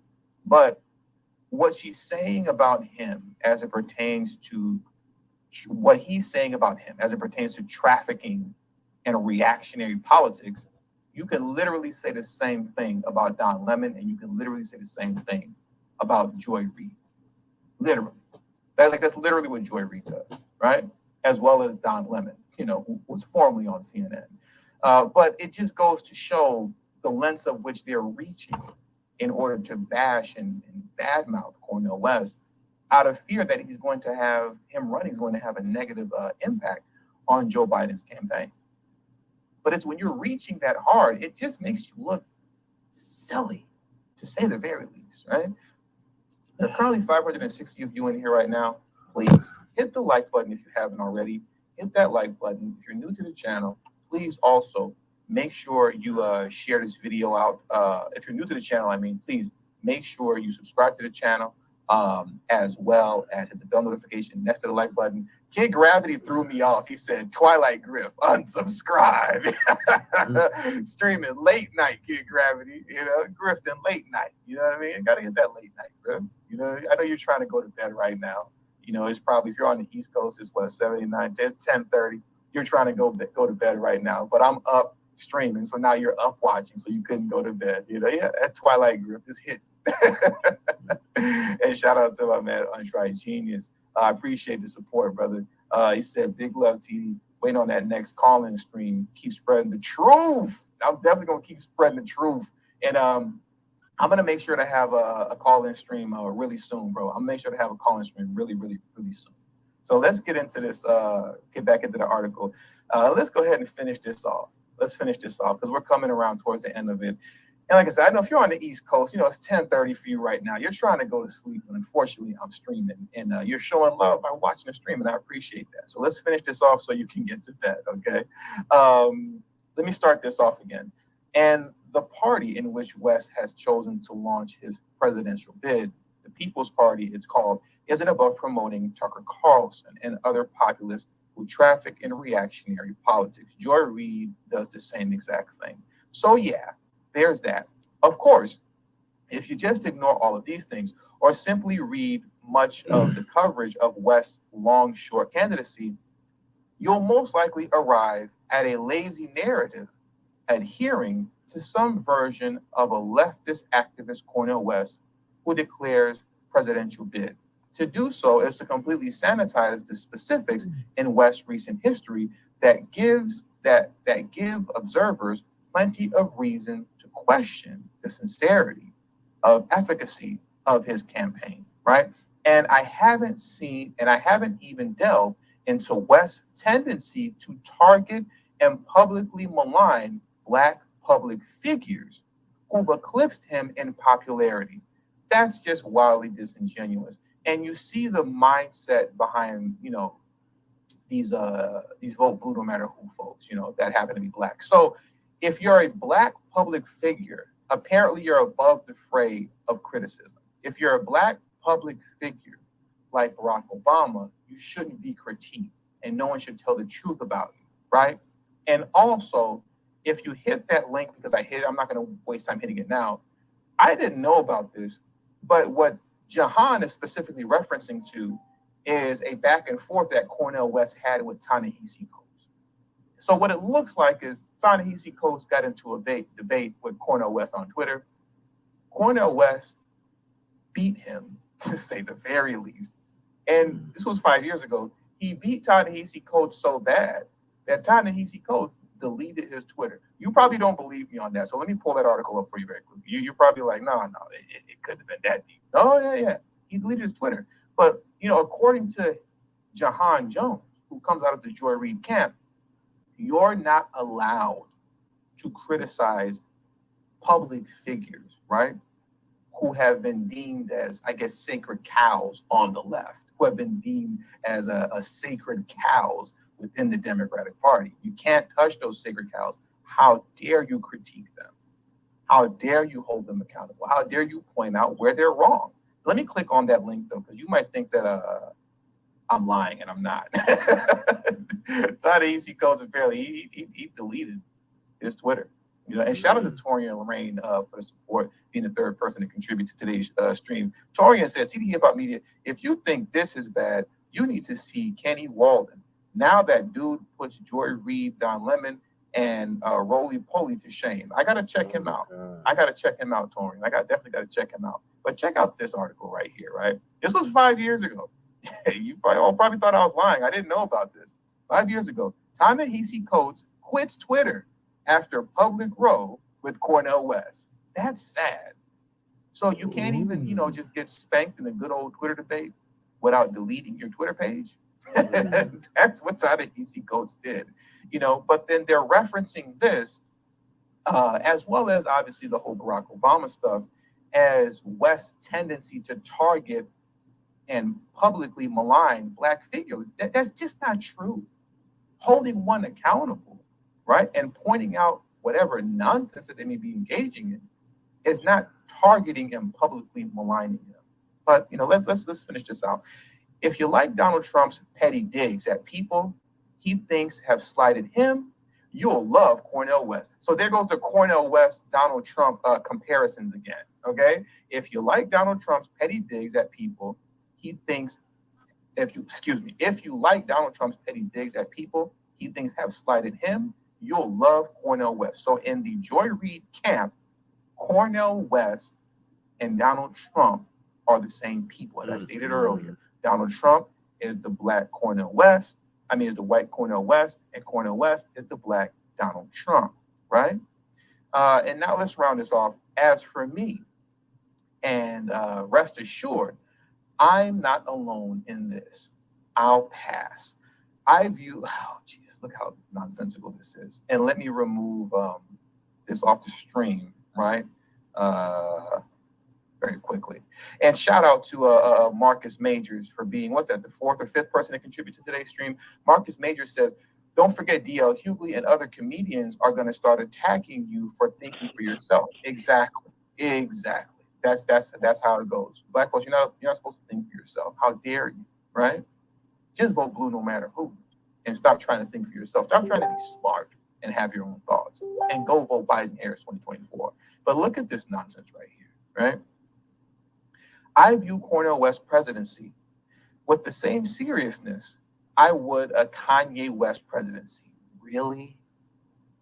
And I'd sooner cast my 2024 ballot for the late Adam West before I voted for either of them. So they're comparing Cornel West to Donald Trump. They're comparing Cornel West to Kanye West. They're saying he's appearing on far right-wing extremist platforms, which they meant Rumble. I mean, the article was just stupid. It was just stupid, to say the variance. Like I said, I normally don't like being that harsh, but this was so nonsensical. I mean, I don't know what else to really say about that. And I don't really know what else to say about this stream, because that does it for today's show. So, all right, yeah. So as you can see, the Democrats pulling out all the stops to try to demonize Dr. Cornel West's campaign for president by trying to lump him in with Trump and saying that he's a right-wing conspiracy theorist and all this ridiculousness. Shabaka, are you still with us?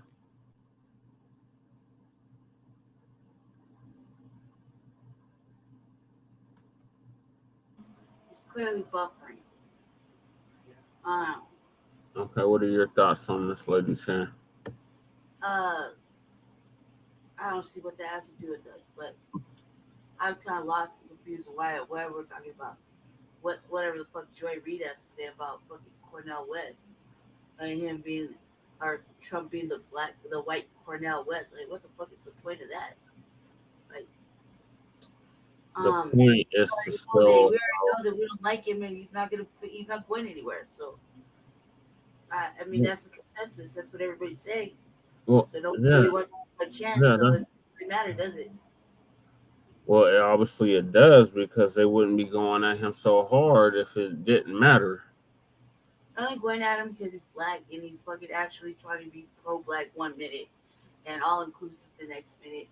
And he didn't, and apparently, since I'm wrong, apparently, he can only vote in like 3 different states. They can only vote for him in a couple different states. Apparently, since I'm wrong. So, I don't know what the point of the whole conversation is.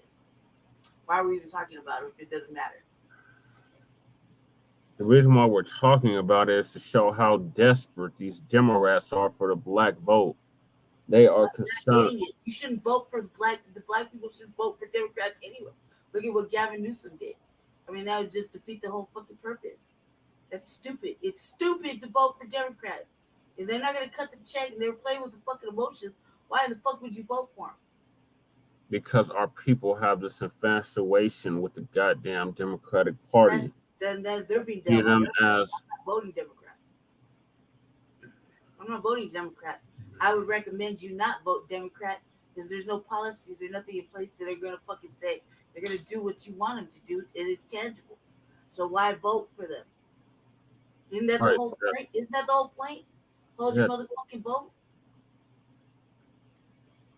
Yes, Lady Che, that's what we're stressing here on Front Line Blacc News, the Revolutionary Agenda. Why are we talking about it? Because they deserve what they get, right? You reap what you sow. So if you don't want to fucking do the right thing, then you have to suffer the motherfucking consequences. Hold your vote or don't. Sign for fucking tangibles. Vote for tangibles. Vote for fucking reparations. You can't do that, then you reap what you fucking sow. It's not on us. It's not on us. It's on them. Very simple to understand. Yeah, it's simple for us to understand. Why we gotta keep explaining to them then, Jesse? If they don't want to get with the fucking program, that's on them. That's on them, not on us. If they don't want to go to the motherfucking water and drink the fucking waters of salvation, save their own motherfucking lives, let them go ahead and continue to do what the fuck they're doing. Not here to fucking keep trying to fucking drag them to the fucking waters of salvation and fucking educate them if they don't want to be educated. At this point in time, it's a fucking conscious choice. You're making a conscious choice by being ignorant. You're making a conscious choice by voting in the same fucking Democratic fucking format that isn't done shit for you. You're making a conscious choice by ignoring that Gavin Newsom didn't sign the motherfucking paperwork for the fucking reparations. You're making a conscious choice. So you reap what the fuck you sow. It's not on us. Right. Well, we never said it was on us. We said, look, we're still waiting on you goddamn Biden supporters. The reason why I even played this story is to emphasize the fact that the Democrats are desperate for the black vote. They are literally pulling out all the stops to try to get the black vote. They're not getting it. They shouldn't get it. They got that away. What did they have all this influx for? Let them vote. Let everybody else vote. They can't vote. I'm not voting, so I don't know. They can't vote. That's the whole point. They can't vote. And we are the base of the Democratic Party. Black people, not us specifically, but black people in America are the base of the Democratic Party, specifically black women. So they should trace now to be ignorant. So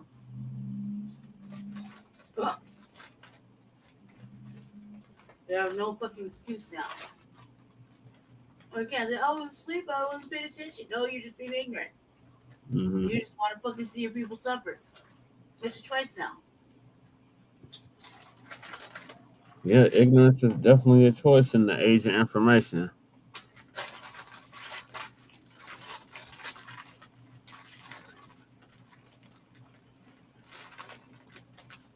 Okay, was that all your thoughts on that?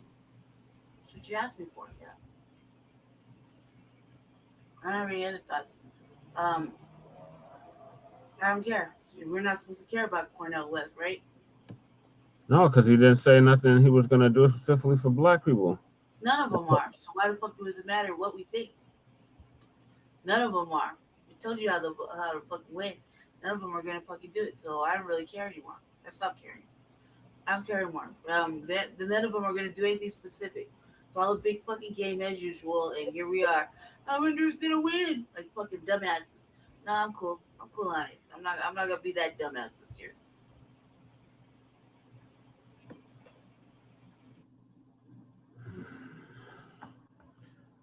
Okay. So, once again, Black family, the Democrats are desperate for our vote.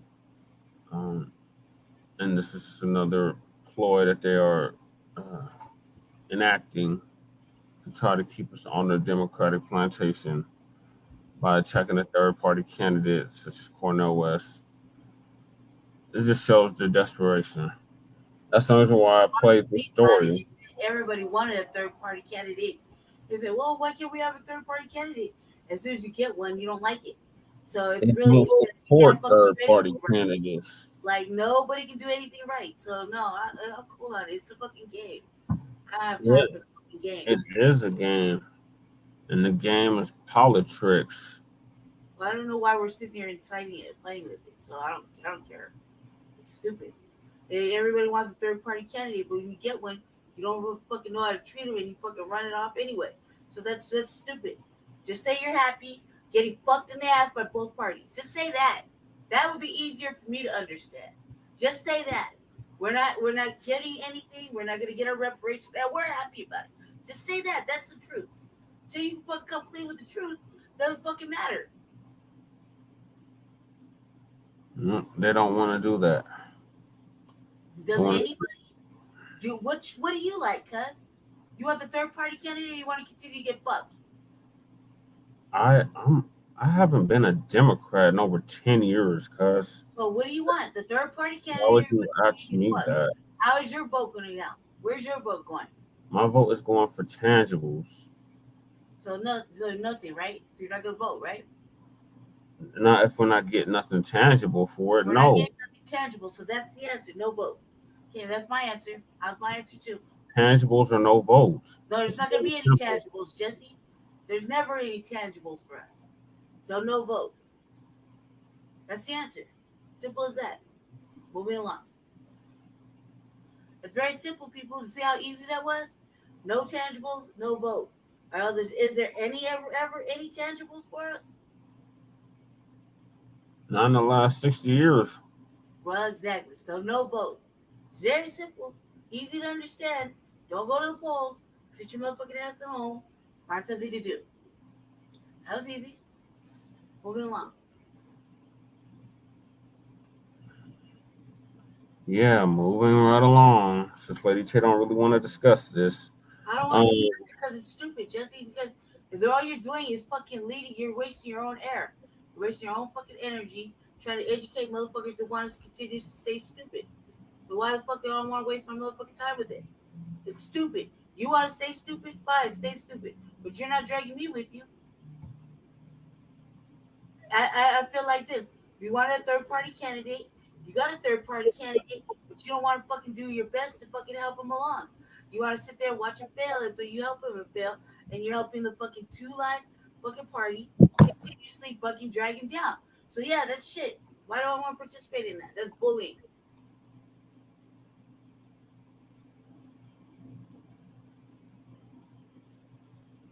Yeah. There's no logic in that.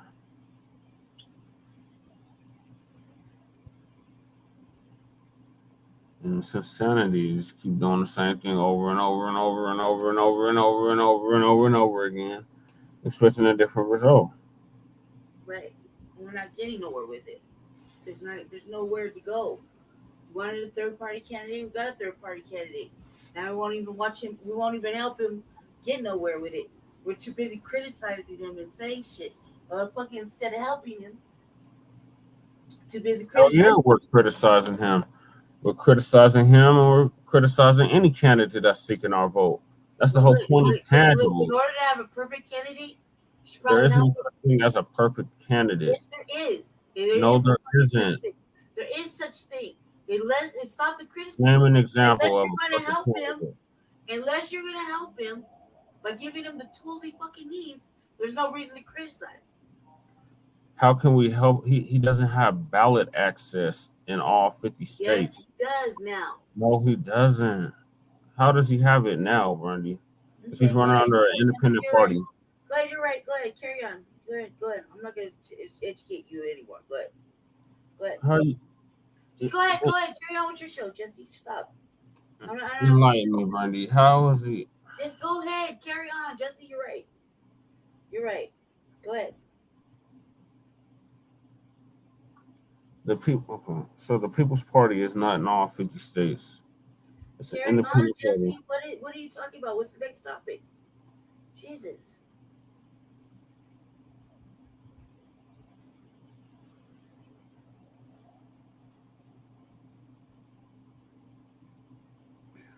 All right. Well, moving right along, Black family. Sorry for this dysfunction.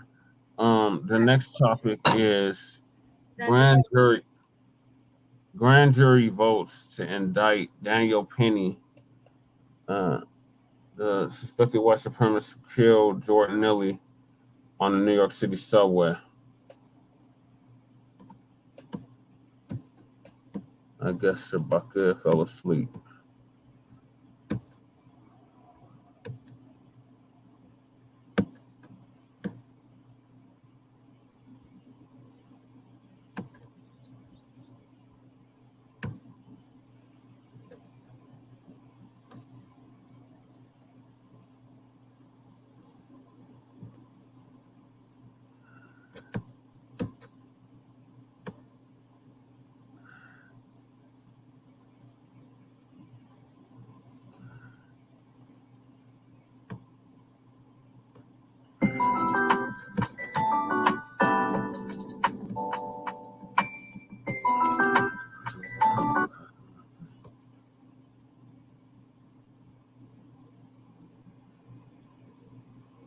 From CBS, New York. I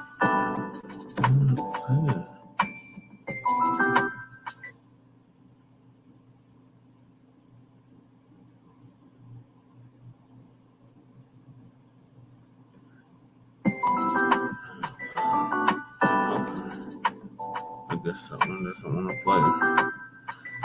Shout out to Lisa. No, it's not the one I want to play. There's one before that. And for some stupid reason, it's not playing.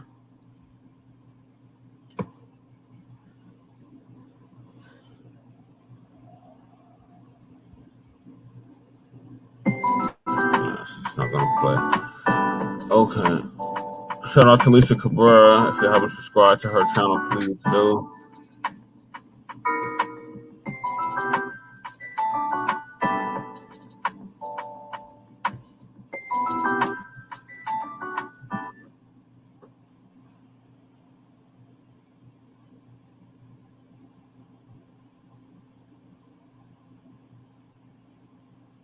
Ladies and gentlemen, this is breaking news. Daniel Penny has been indicted by a grand jury in New York City. Daniel Penny indicted by grand jury in chokehold, death of Jordan Neely on New York City Subway, attorneys say. So this just came out like 58 minutes ago. Daniel Penny, the Marine veteran who has been charged with the killing of 30-year-old Jordan Neely with a chokehold on a New York City subway car on May 1st, was indicted by a grand jury on Wednesday. The attorney for Neely's family told CBS New York. Penny's attorney said in a statement that they will aggressively defend him when the case goes to trial. A law enforcement source also confirmed Penny's indictment to CBS News. Penny, 24, was originally charged with second-degree manslaughter in May and released on bail. Penny maintains that Neely was behaving erratically on a train and threatening to kill fellow passengers when he moved to subdue him, according to video statements released by his attorneys. After the indictment, Penny was initially questioned by police and released without any charges. And yes, and a lot of people were upset about that. A statement released last month by Penny's attorney said Neely had a documented history of violent and erratic behavior, the apparent result of ongoing and untreated mental illness. It also said Penny never intended to harm Mr. Neely and could not have foreseen his untimely death. In clips of a video interview released by his attorney on Sunday, Penny described what he said led up to the chokehold, including alleged threats from Neely. The three main threats that he repeated over and over was, "I'm going to kill you. I'm prepared to go to jail for life. And I'm willing to die. I was scared for myself, but I looked around. I saw women and children. He was yelling in their faces, saying these threats." This is what Penny said. You know, he reminds me, what was that dude in the Ahmaud Arbery case? Travis, he reminds me of him. You know, like they try to inflate what really happened on the train. And, you know, if you remember, Travis McMichael tried to make Ahmaud Arbery sound crazy. You know, they always try to do that with us because they think it's believable. It's only believable to people that look like Daniel Penny. So anyway, let's go on. Neely, who performed as a Michael Jackson impersonator, was homeless, and family members said that he had struggled with mental health after losing his mother as a teen, and his mother was murdered. At his funeral service on May 19th, Reverend Al Sharpton said Jordan was screaming for help. We keep criminalizing people with mental illness. You know, they do that in this country because deep down inside, they don't care about. But see, the only time mental illness becomes convenient is when them folks commit a crime. Then they try to shield themselves up with mental illness. But Jordan Neely had a recorded history of mental illness. He had real mental illness, not the fake stuff because you're in trouble with the law. He had the real thing. Right. So, and America does badly with mental illness because they don't care about Black men, women, and children with mental illness. Mm-hmm. To them, you are a threat. That's why so many end up getting killed. Daniel Penny's indictment is the right result for the wrong he committed, Neely's family said in a statement Wednesday. The grand jury's decision tells our city and our nation that no one is above the law, no matter how much money they raise. They're talking about the fundraiser. No matter what affiliations they claim, and no matter what distorted stories they tell in interviews. I guess they're paying attention to those interviews because I really think he's inflating everything. The Manhattan District Attorney's Office declined to comment on the indictment when asked by CBS News. So, y'all, this just came out. And personally, this is another one that I feel is not given the appropriate charge. A second-degree manslaughter, no. That was a straight-up murder, for real. And we'll see when his trial comes up in New York. I mean, it would have to be in New York City because that's where the murder happened, on a subway. So, yeah, I saw that interview. Actually, that interview is not new. I reported on that interview back in May. And when I saw it, it was the same video. There may have been some different things that the attorneys divulged, as far as footage, but that interview was done over a month ago. And I did see it and I did a video on it. And, he wasn't convincing to me, but I'm sure he was convincing to other people. It's the same thing every single time, and this never changes. It just seems like it's becoming more stepped up in these last days. They're stepping everything up, and this is just ridiculous. So he was indicted. We'll see what happens from this point on.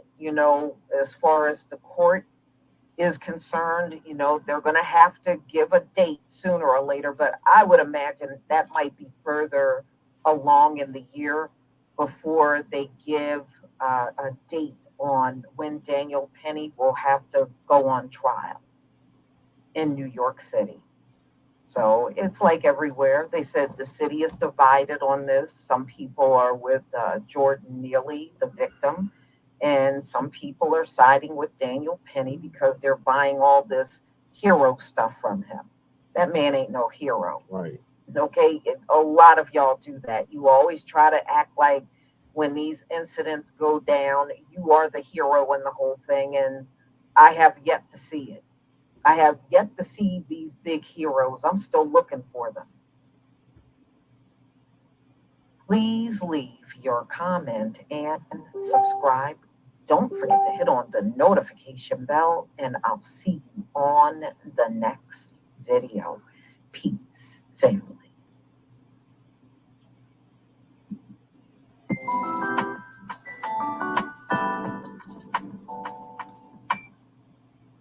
All right, so as y'all can see, Neely killer is being indicted on second-degree manslaughter, which is complete bullshit. It should be a first-degree murder. This dude had an intent. It's premeditated. All of the above. It's on white and unsafe so in New York. So Alvin Bragg, the DA of New York, we have to force your hand to even get this far, because initially you weren't going to charge him with any crime. So shame on you. Shame on you, Eric Adams, for supporting this madness. Shame on you on Ron DeSantis for donating to Daniel Penny's GoFundMe and all you other donors to Daniel Penny. He is not a hero. He is a murderer. He killed a man who was going through a traumatic situation on a New York subway, a black man. And you, sir, should be sitting under a jail right now. What are your thoughts, Lady Che, on Daniel Penny being indicted by a grand jury in New York City?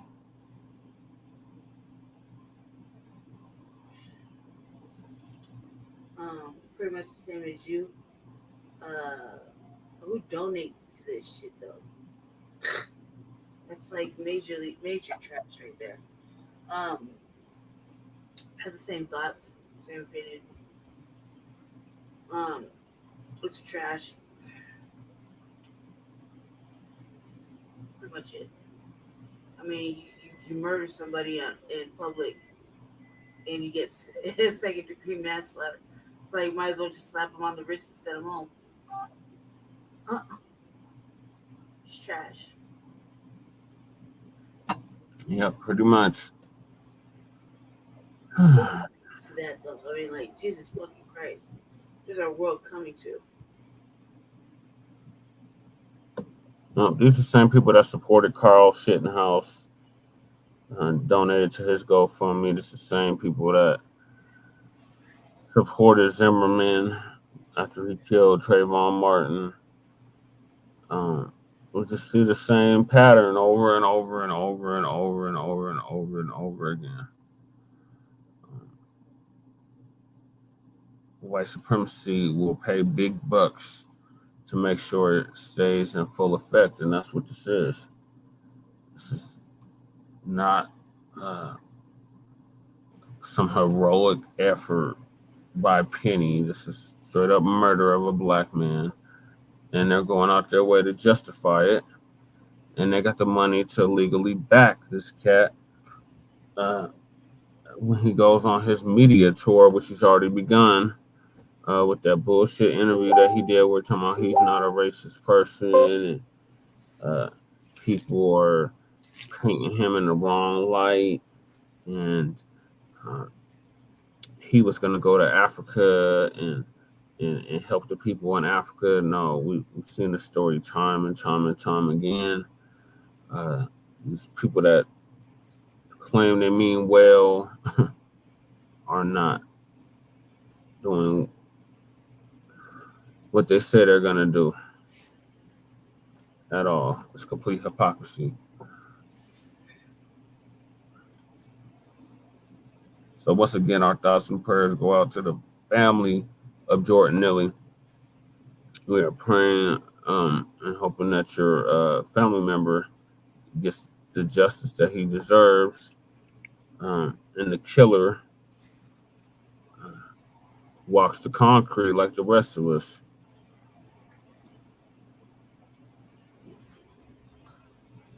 So I'm going to move on to the next topic, and that is Supreme Court upholds Voting Rights Act and strikes down Alabama's racially gerrymandered maps.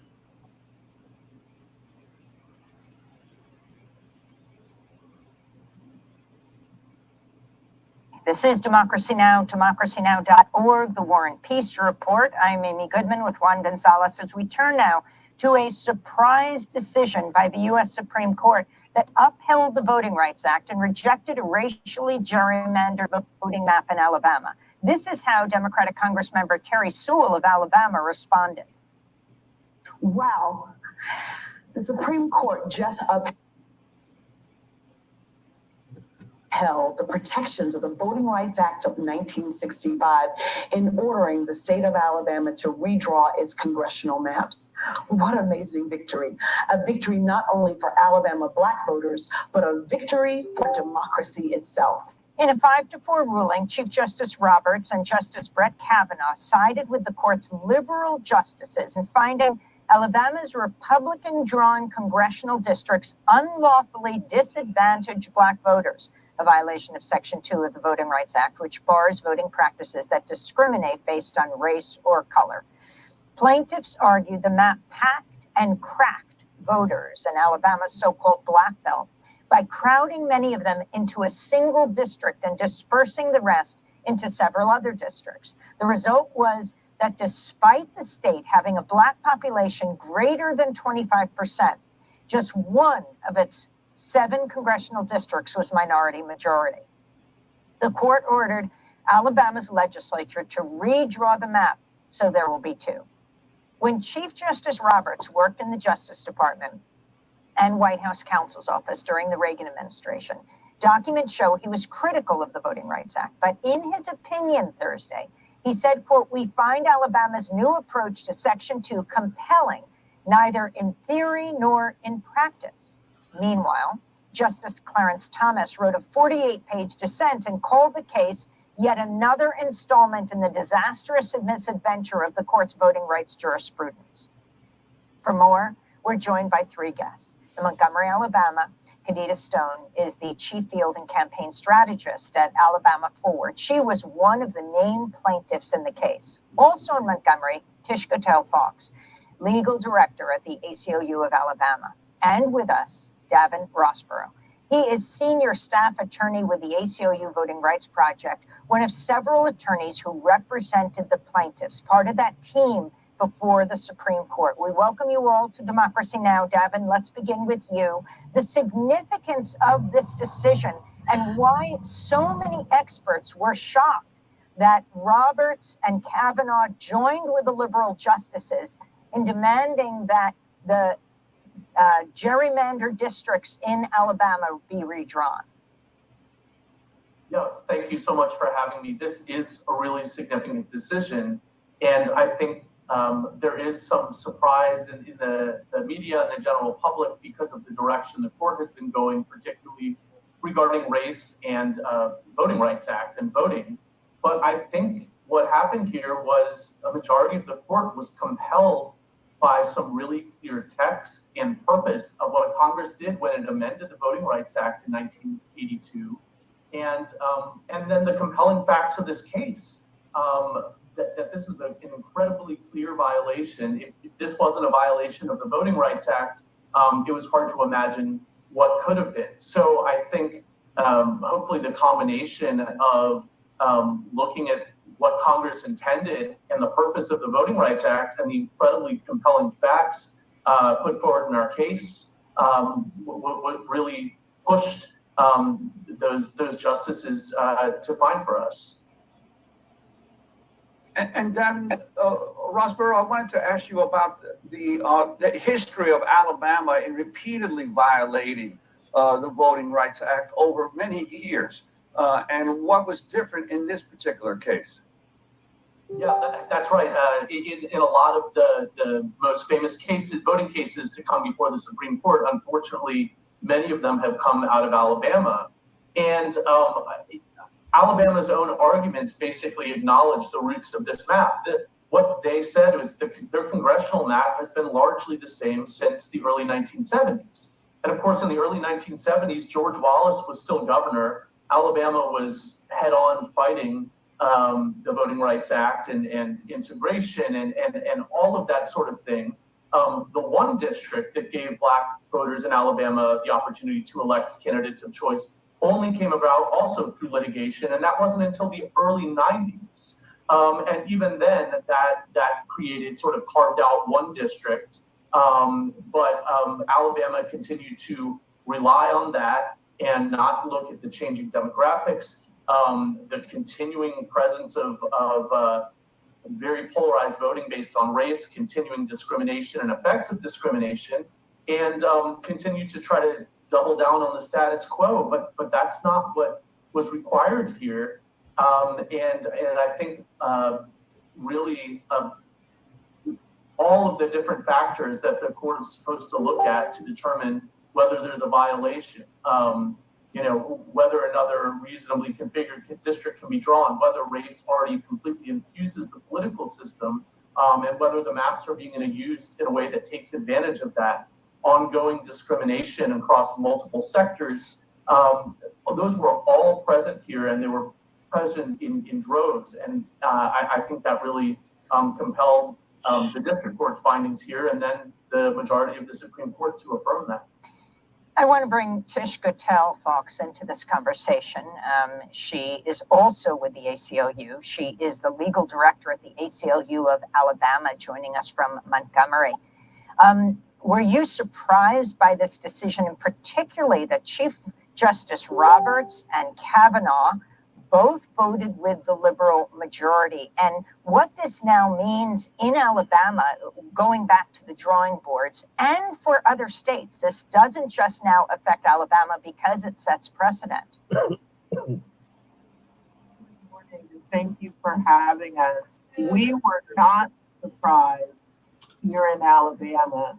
We had a great deal of faith and confidence that the structure of Section 2 would demonstrate that Alabama had failed once again to meet their constitutional obligations. We were deeply concerned that we would get a new test from the court. But what we saw here was the United States Supreme Court giving a full-throated rejection of Alabama's suggestion that we are now at a point in history where we can move on from the racist past in how Black voters were treated. This litigation was intended to ensure that the voices of Black voters, that the voices of those who believe Alabama should move in a different direction, that those voices are heard. And we're just thrilled that the rest of the country now gets to see the power of people and movement. And Tish Guttel Fox, what about those who say that this ruling only preserves the status quo? It doesn't really expand or the protections of the Voting Rights Act, especially vis-a-vis the decisions of prior years that have reduced its influence and power? Well, I think what's important here is the court's recognition that Congress has an important role to play in updating old law to meet the new challenges of the day. And in fact, this court has shown a great deal of restraint in allowing the structure of analysis to remain in place. The court underscored that this has been the way to do this analysis for dozens of years, and that they see nothing in the legislative record that would suggest that they need to change course. What we know we need is an update to the Voting Rights Act. And this court seems to be signaling Congress that if there are changes to be made, it is Congress's responsibility to do so. We stand ready here in Alabama to send representatives that are going to reflect the true beliefs and needs of the people of Alabama. And today, the Supreme Court has said that must include fair opportunity for Black voters to have the candidate of their choice as well. And we are thrilled about that. Khadijah Stone is also with us in Montgomery, chief field and campaign strategist at Alabama Forward. Most significantly right now, one of the named plaintiffs in the Supreme Court case about redistricting in Alabama called Allen versus Milligan. Khadijah, if you can talk about why you came forward to sue around this issue of gerrymandering. Yeah, first I want to say thank you so much for having me. It's an honor. But I think the main reason why I decided to sue was just because I saw a lot of unfairness going on. And it's kind of one of those situations where it's like, if no one else will do it, who will? And so that's why I decided to be a part of this case and take it on. And I'm so glad that I was given the opportunity to do so alongside my amazing co-plaintiffs and our amazing legal team. And could you talk about the impact that this ruling will have on the work you do in Alabama and what you hope and expect that the Alabama legislature will now do? I would hope and expect the Alabama legislature will go back and really take into account the needs of the community and the ways that they have expressed themselves when drawing these maps. I think that's the most important, but also listening to the Supreme Court. They said to redraw the map in a fair and equitable way. So I would hope that our legislator will do that and do right by Alabamians.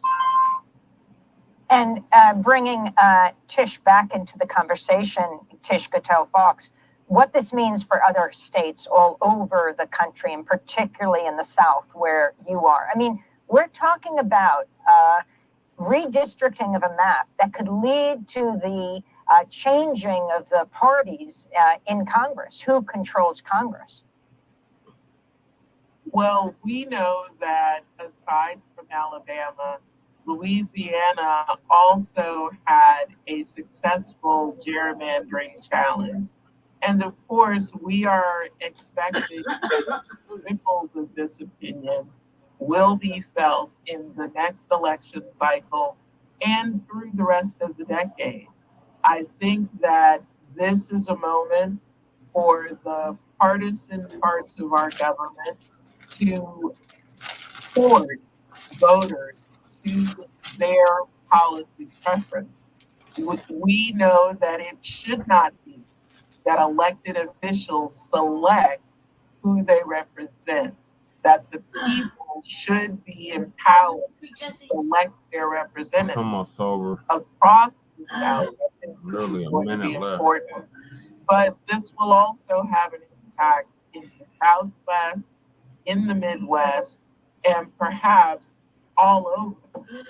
This is a success, this is a victory for representative democracy, and that is what we want to ensure remains. Tish Cattell-Fox, I want to thank you for being with us, legal director at the ACLU of Alabama. David Rossborough, attorney with the ACLU Voting Rights Project, one of the attorneys who represented the plaintiffs before the Supreme Court, and Kadita Stone, chief field and campaigns strategist at Alabama Forward, one of the named plaintiffs in the case. All right, what we're gonna say, ladies? I'm gonna get on my machine. What I was gonna tell you is that I hate when they redistrict the maps and they redraw the maps. I absolutely just I hate that shit.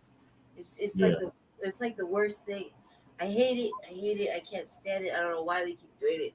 They do it all the time, and it just moves shit around. It makes shit confusing. I kind of like what they're doing, what they're talking about on this last little program. But I hate the fact that they keep redistricting and they keep redrawing the map. So I can't stand it when they do it here. They think they're doing something better and they're not. They're just making it worse. Yeah, well, the whole point of it is to dilute the black voter base or power base. I'm listening. I'm just gonna get on my machine real quick. Hold on a second. I'm listening. It's humid as hell. Good. I'm listening. They're diluting the what now? The black voter base, the black voter power in certain counties and states. Like I said, like this has the power to control who controls Congress. This is the House of Representatives and the Senate. in the United When States. they So, did it here. I didn't like it when they did it here. it's in the charter. They remember all the stuff in the charter. It's in the charter here that they have to do it every 10 years.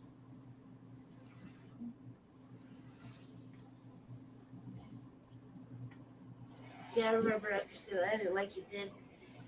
But I still like it.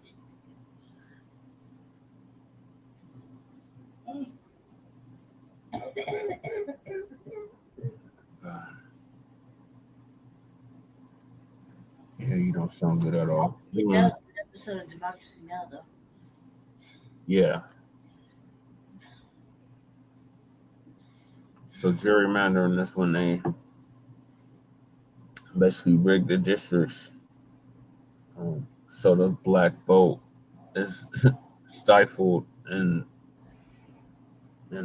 there's not a cohesive voting block in a district when they do this. So it's based off of population. So it's like everything else is based off of population. The amount of House of Representatives the country has is based off of population. The amount. So every district's supposed to have like 35,000 people per district. And if that district is predominantly black, they are changing the boundaries for the district. So the people in that district don't have a say. And it's like, okay, then how is this a democracy? This is not a democracy. It's not a representative government. It is a complete hypocrisy. It's an oligarchy and a plutocracy. Plutocracy. Which basically means that the corporations run everything. And the so-called 1% run everything in this country. So that's the way they want to do it. They want to keep it that way. And this gerrymandering is just one way that they're keeping their power in a given state or district or region or whatever it may be. But we got a lot more topics to get to. So we will more than likely be doing a part 2. How we're gonna do the part 2? Yeah, we'll figure it out. If sure between something and something and something, whatever you got planned. Little list of shit you got planned tomorrow. So that's gonna be like in between some of that, I guess. I can just run it while you're over there doing whatever the fuck you're doing. So.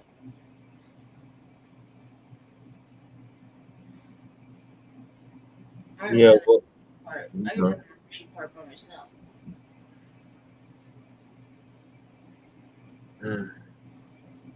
Yeah, you could. That is very true. All right, well, thank y'all for. Be quicker, that way I get it over with, and then you can. Everything is already up. Yeah, so just let me do it, and then you go ahead and enjoy your day. Yeah, I don't know about that, but we'll see. So thank y'all for tuning in to this episode of the Front Line Blacc News, Season 3, Episode 11 of the Front Line Blacc News, Part 1. We'll be doing a Part 2 tomorrow, so make sure y'all stay tuned for that. This so episode... how many topics left? Like 5? Yeah.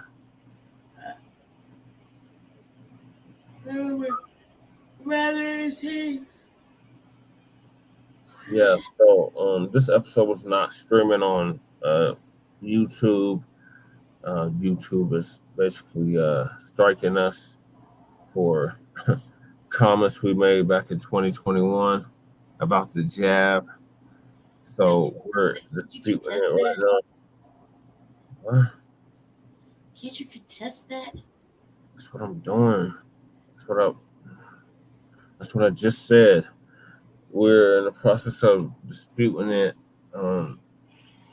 Filed an appeal today against the strikes. So there's several episodes that they want to take down from 2021.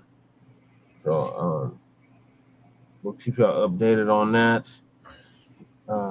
In the meantime, still make sure you like and subscribe to all of our platforms. Front Line Blacc News with a double C on YouTube and Facebook. The Revolutionary Agenda on YouTube and Facebook. And Shabaka's Black Experience Enhanced on YouTube, or not YouTube, excuse me, on Twitter and Facebook at ShabakaEXP.com or at ShabakaEXP on Twitter and Shabaka's Black Experience Enhanced on YouTube, on Facebook. So, did you have anything you want to leave the people with before we close out the show, Lady Che? No.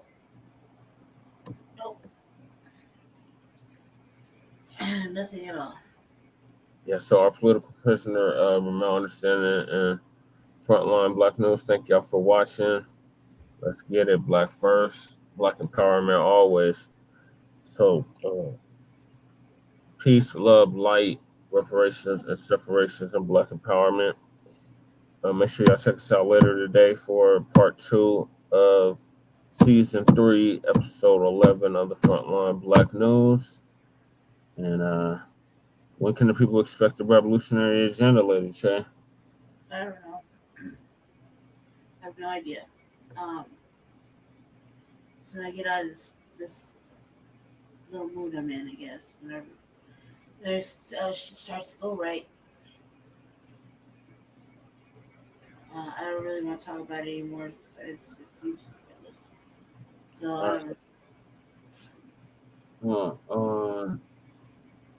Okay. I imagine it. I have stuff ready. I just don't feel like it. Like I said, so I get out of this little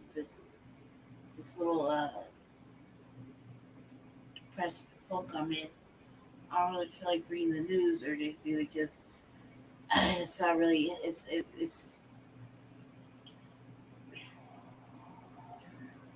in your world all by yourself. You know what I mean? All alone in the world. I don't know. We'll see. See what this week brings. But I don't foresee it happening anytime soon. I don't feel like my work is appreciated. So pointless. All right. And then check us out on Tuesday for a brand new episode of Shabaka's Black Experience Enhanced. And on Friday for Grand Rising with Shabaka. So thank you to our West Coast correspondent, Shabaka Sankori, for coming on as usual. And fortunately, Brotha Eric wasn't able to join us tonight. I think he'll be on our next episode. So peace, love, light, reparations, and separations of Black empowerment. We're out. Peace. Peace.